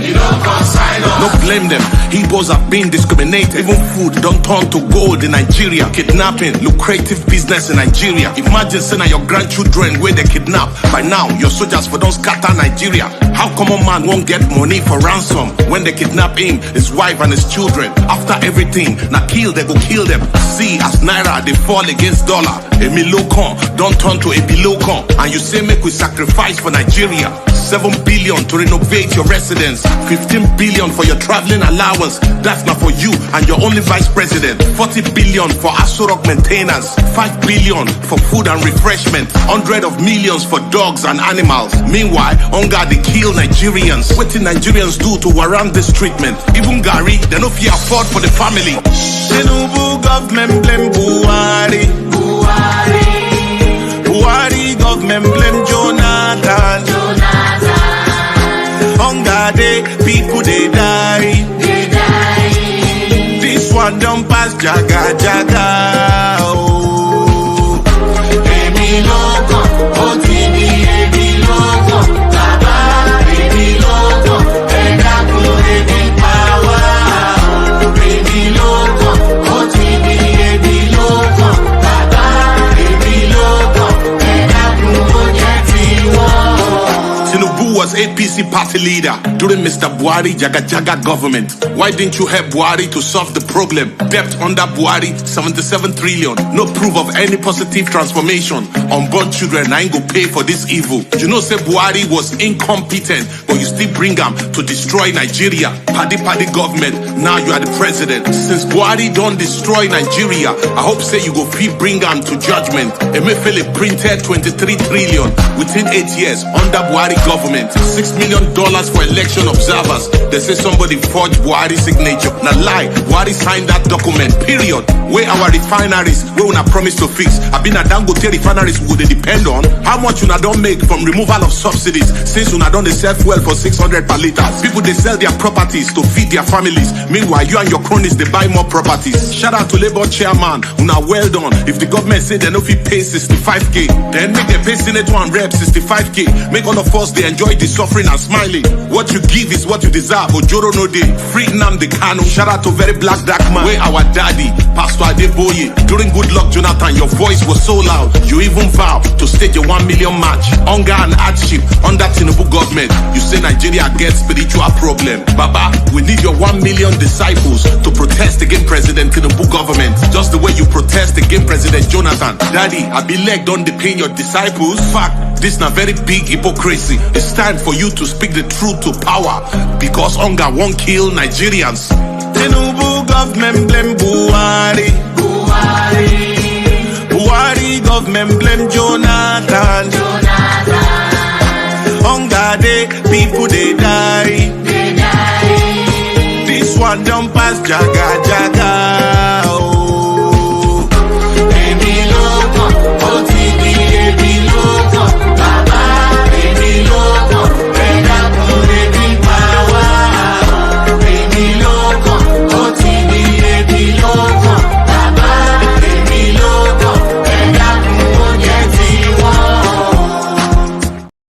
aṣòfin tí ń fi òògùn ayé ẹ̀sùnra Hello there. olóṣèlú ayé ẹ̀sùnra ọ̀jẹ̀lú ẹ̀sùnra kì ayé ẹ̀sùnra kì. Thank you so much for joining me. Maiyegun ti ìgbésí. Today. So good morning to you once again. Or let me say it's the first time. So good afternoon to you. Good evening to you from wherever you are joining us tonight. It is Maiyegun live. And please read the caption of the broadcast, the description of it, share it. Invite your friends, invite your not so friendly friends, and tell them that Maiyegun today. I don't know if some of you have seen the article, the New York Times article that pretty much painted the picture, the real picture, okay, of what the situation of Nigeria has become. And from their own assessment, Nigerians right now, they are facing generational economic crisis. I'm going to read that article on this platform tonight because it has also triggered the Bayo Onofunuga, as well as the entire clan of Thiefnubu's ass leakers. They are trying to say, well, it is true, but it's not our fault. Thiefnubu inherited a dead economy. This is their defense. Then they put further lies. However, they said Boko Haram was defending Nigeria Naira with $1.5 billion. Fact checker, they have checked. That is not true.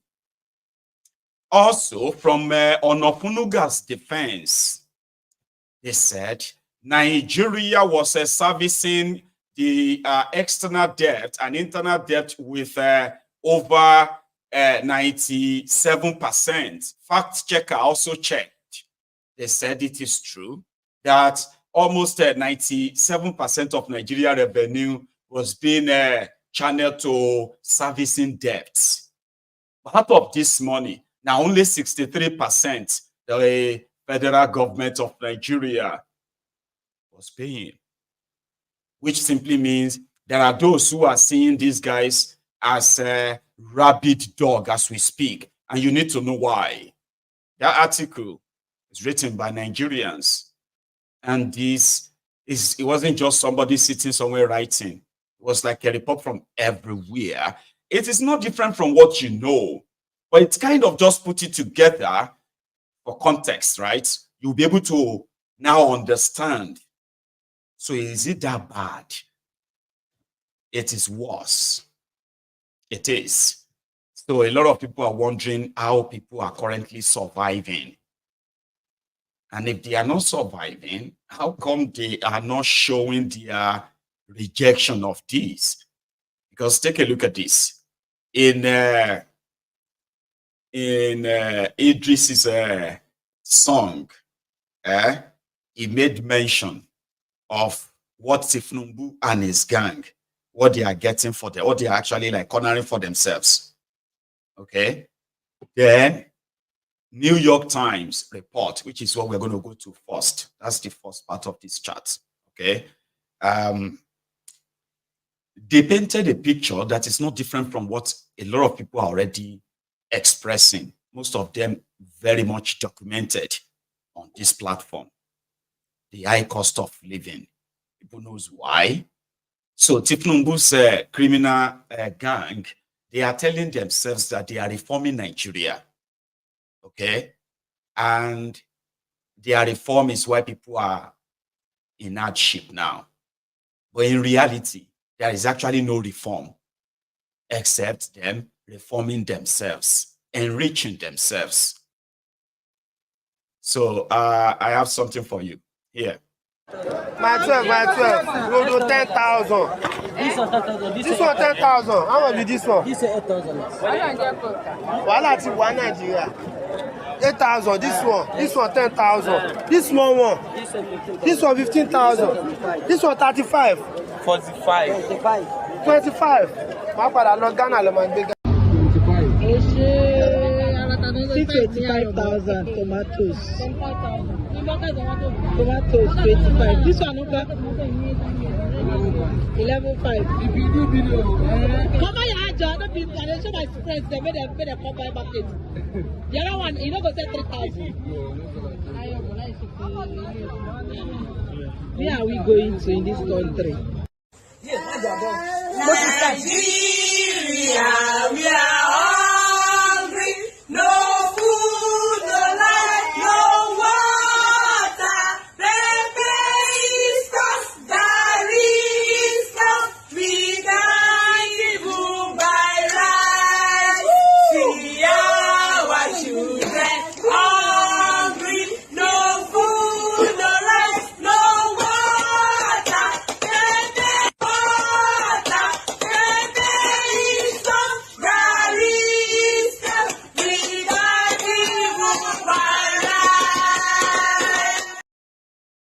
Gary is cost, Pepe is cost. We can't even buy rice. And that can give you the idea of what New York Times published. So I will leave a copy because I'm going to read, okay? I will leave a copy for those who haven't really seen it, okay? I'll leave a copy in the comments. You can open and read, or you can just read on your screen because I'll put it on the screen as well, okay? So here is the link.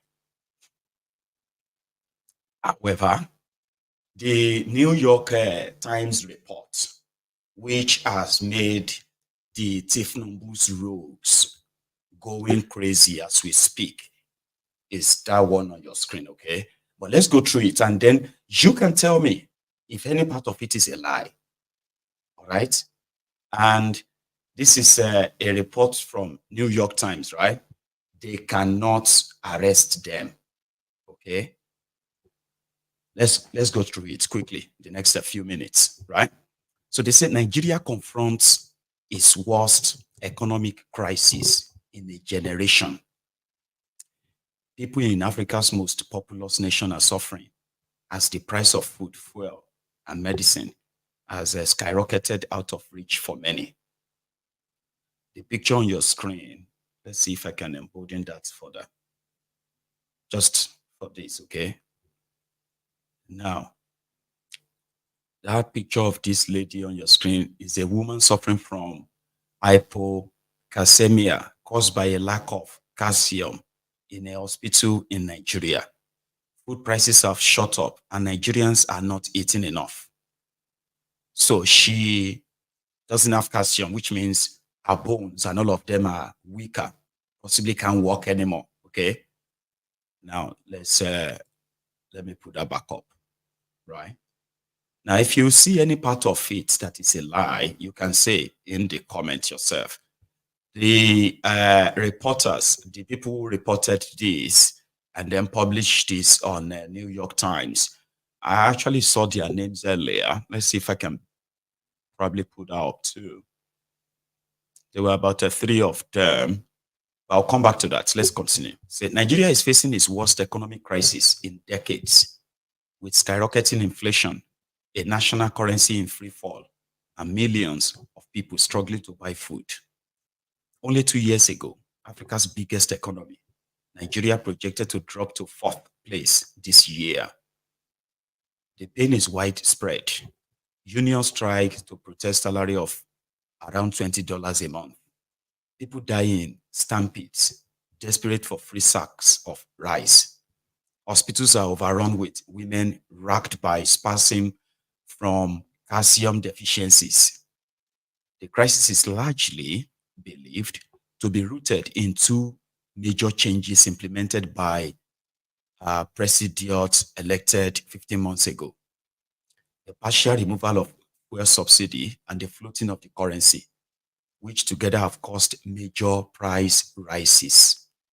These 2 policies, right, they are IMF and World Bank policies. So remember, now, a nation of entrepreneurs, Nigeria's more than 200 million citizens are skilled at managing in tough circumstances. Without the services states usually provide, they generate their own electricity and source their own water. They take up arms and defend their communities when the armed forces cannot. They negotiate with kidnappers when family members are abducted. But right now, their resourcefulness is being stretched to the limit. No money for milk. On a recent morning, in a corner of the biggest emergency room in northern Nigeria, 3 women were convulsing in painful spasms, unable to speak. Each year, the ER, emergency room at Muritala Muhammad Specialist Hospital in Kano, Nigeria's 2nd largest city, received 1 or 2 cases of hypocalcemia caused by malnutrition, said Salisu Garba, a kindly health worker who hurried from bed to bed then word to word. Now, with many unable to afford food, the hospital sees multiple cases every day. Mr. Garba was sizing up the women's husbands, which source of nutrition he recommended depended on what he thought they could afford. Baobab leaves or tiger nuts for the poor, boiled up bones for the slightly better off. He laughed at the suggestion that anyone could afford milk. That's Dr. Salisu Garba, a community health worker treating patients at a hospital in Kano, Nigeria, the 2nd largest city. This was last month. More than 87 million in Nigeria, Africa's most populous country, live below the poverty line. And that's them being generous. It's actually over 145 million. Okay? Now, the world's 2nd largest poor population after India, a country 7 times its size, and punishing inflation means poverty rates are expected to rise still further this year and next, according to the World Bank. The people that are giving him money. So far, so good. World Bank alone has given Thiefnubu $4.4 billion. IMF has given him over $1 billion already. And they plan to give him a total of 4.5 billion this year alone.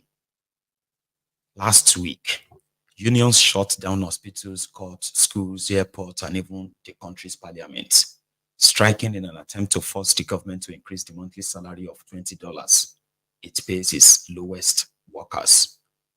But over 92% of working-age Nigerians are in the informal sector, where there are no wages and no unions to fight for them. For the Afolabi family in Ibadan, in southwestern Nigeria, The descent into poverty started in January with the loss of an electric tuk-tuk taxi.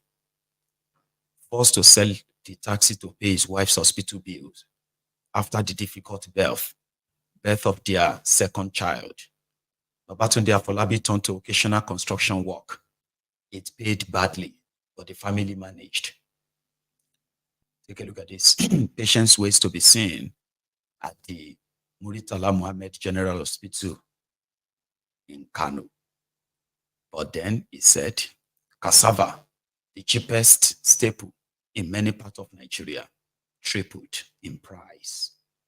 All they can afford now, he said, is a few biscuits, a little bread, and for their 6-year-old, 20 peanuts a day. So a country built on gas. Nigeria is a country heavily dependent on imported petroleum products, despite being a major oil producer. After years of underinvestment and mismanagement, its state refineries produce hardly any gasoline. For decades, the national soundtrack has been the hum of small generators fired up during daily power outages. Petroleum products move goods and people around the country. Until recently, the government subsidized that petroleum to the tune of billions of dollars a year. Many Nigerians said the subsidy was the only useful contribution from a neglectful and predatory government.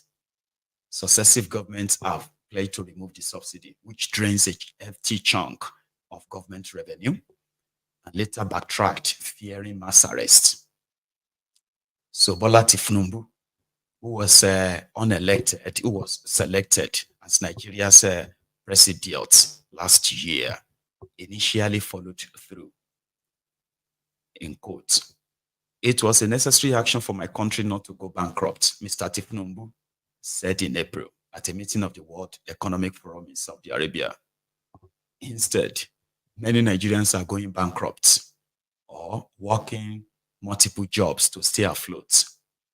Mr. Garba, the hospital worker, used to be solidly middle class, even though 17 family members, including 12 children, depended on him. After shifts at the hospital, where he is setting up the first statewide ambulance service, in addition to working in the emergency room, for which he is paid $150 a month, he heads to the Red Cross. There, he occasionally received a $3.30 volunteer stipend for helping tackle a severe diphtheria outbreak. At night, he works at the pharmacy that he and a colleague set up. But few people have money for medicine anymore. He sells about $7 worth of medication per day. Last year, Mr. Garba sold his car when the gas subsidy were removed, and now takes a tuk-tuk to work. Unable to power the generator, he reads medicine labels at the pharmacy by the light of a small solar lantern. He can only afford to buy rice and cassava in small quantities. Life under the previous government was very expensive, he said, but nothing like today. It's very, very bad, he said.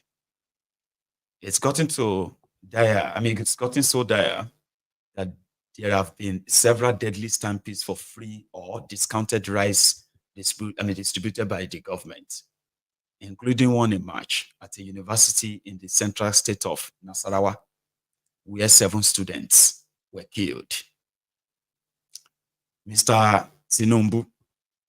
Thiefnubu promised to create 1 million jobs and quadruple the size of the economy within a decade, but has not said how. The International Monetary Fund said last month the state has started subsidizing fuel and electricity again, though the government has not acknowledged this. In quote, there is still very little clarity, if any, on where the economy is headed, what the priorities are, said Zainab Usman, a political economist and director of the African program at the Carnegie Endowment for International Peace.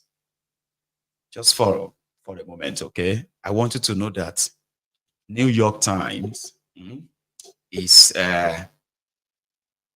indeed the media arm of the US government, okay?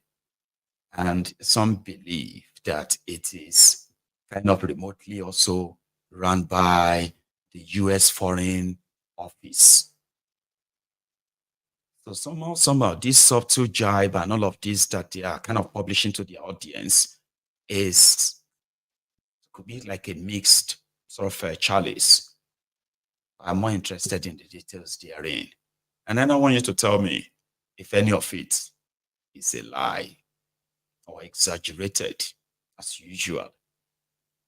Now the tapping craze. A spate of new crypto mining games that promise to generate income. The more the user plays, as people across Nigeria spending all day tapping on their smartphone screens, desperate to earn a few dollars. People tap as they pray in mosques and churches. Children tap on that desk at school. Mourners tap at funerals. Many of you have seen them tapping their phones because they are going to earn money in Nigeria. Yeah, this report captured that too. So many Nigerians desperately hope that hours spent tapping on smartphone cryptocurrency apps will eventually earn them a bit of cash. One man, Rabiu Biora, says he had made millions of naira this way. There's no guarantee any of them will ever benefit from the hours they put in mindlessly tapping.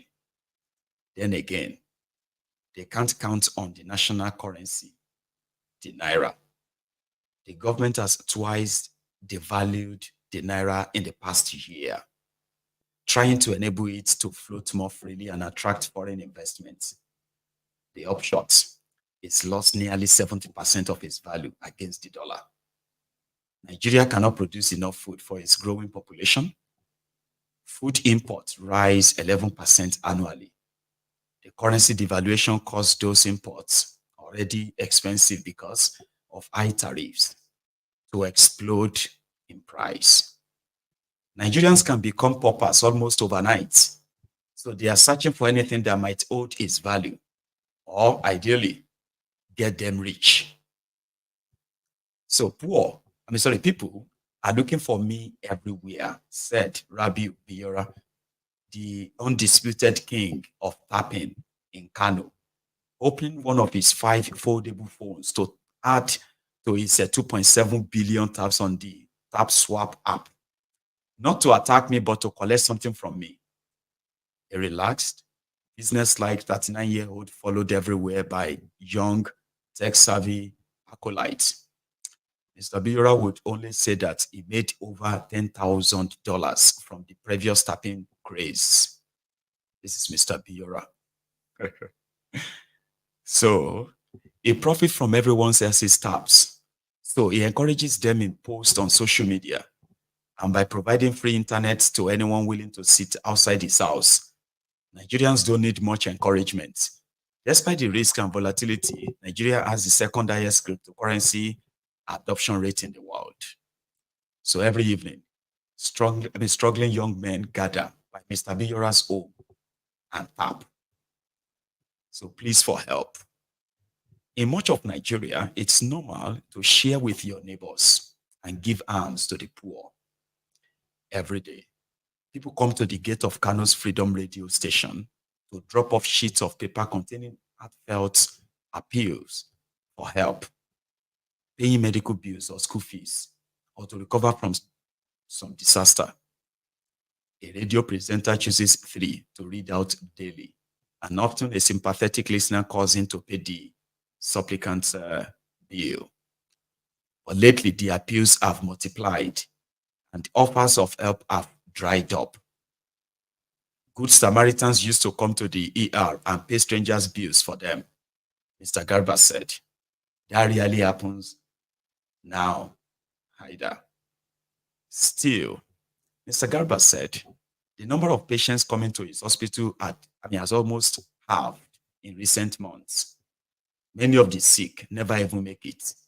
They can't afford the 20-cent bus ride. So, a correction. And that was pretty much it, okay? So they said a correction was made on June 11, 2024. They said an earlier version of a map with this article, it misstated the name of a state in central Nigeria. It is Nasarawa, not Asarawa. Don't worry, we got that.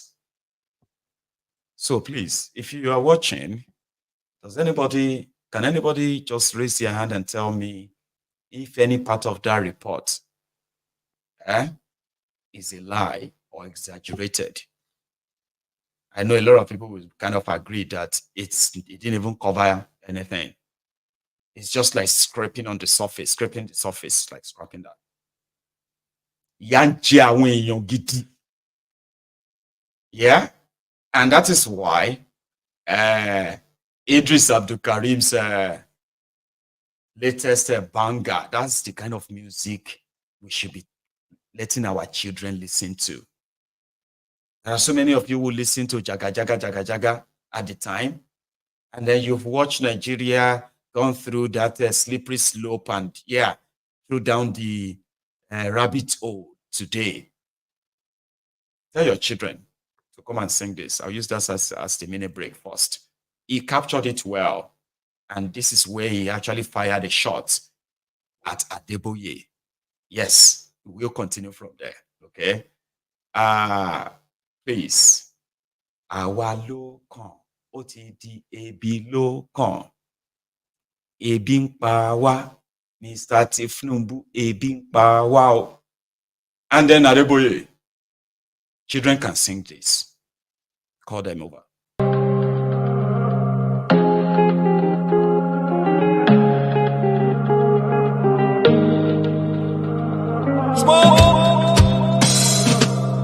Emi Lokan, don't turn, Ebi Lokan. Yorubas are screaming. Hausas are crying. Igbo brothers are saying. No blame them. Igbos are being discriminated. Even food don't turn to gold in Nigeria. Kidnapping, lucrative business in Nigeria. Imagine saying your grandchildren where they kidnap. By now, your soldiers for don't scatter Nigeria. How common man won't get money for ransom when they kidnap him, his wife and his children? After everything, now they go kill them.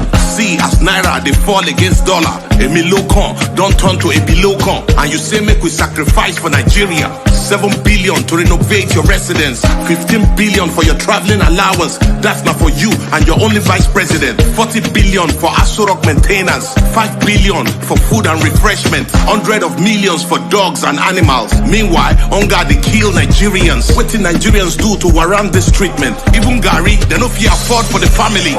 Tinubu government blame Buhari. Buhari government blame Jonathan. Hunger day, people they die. This one don't pass Jaga Jaga.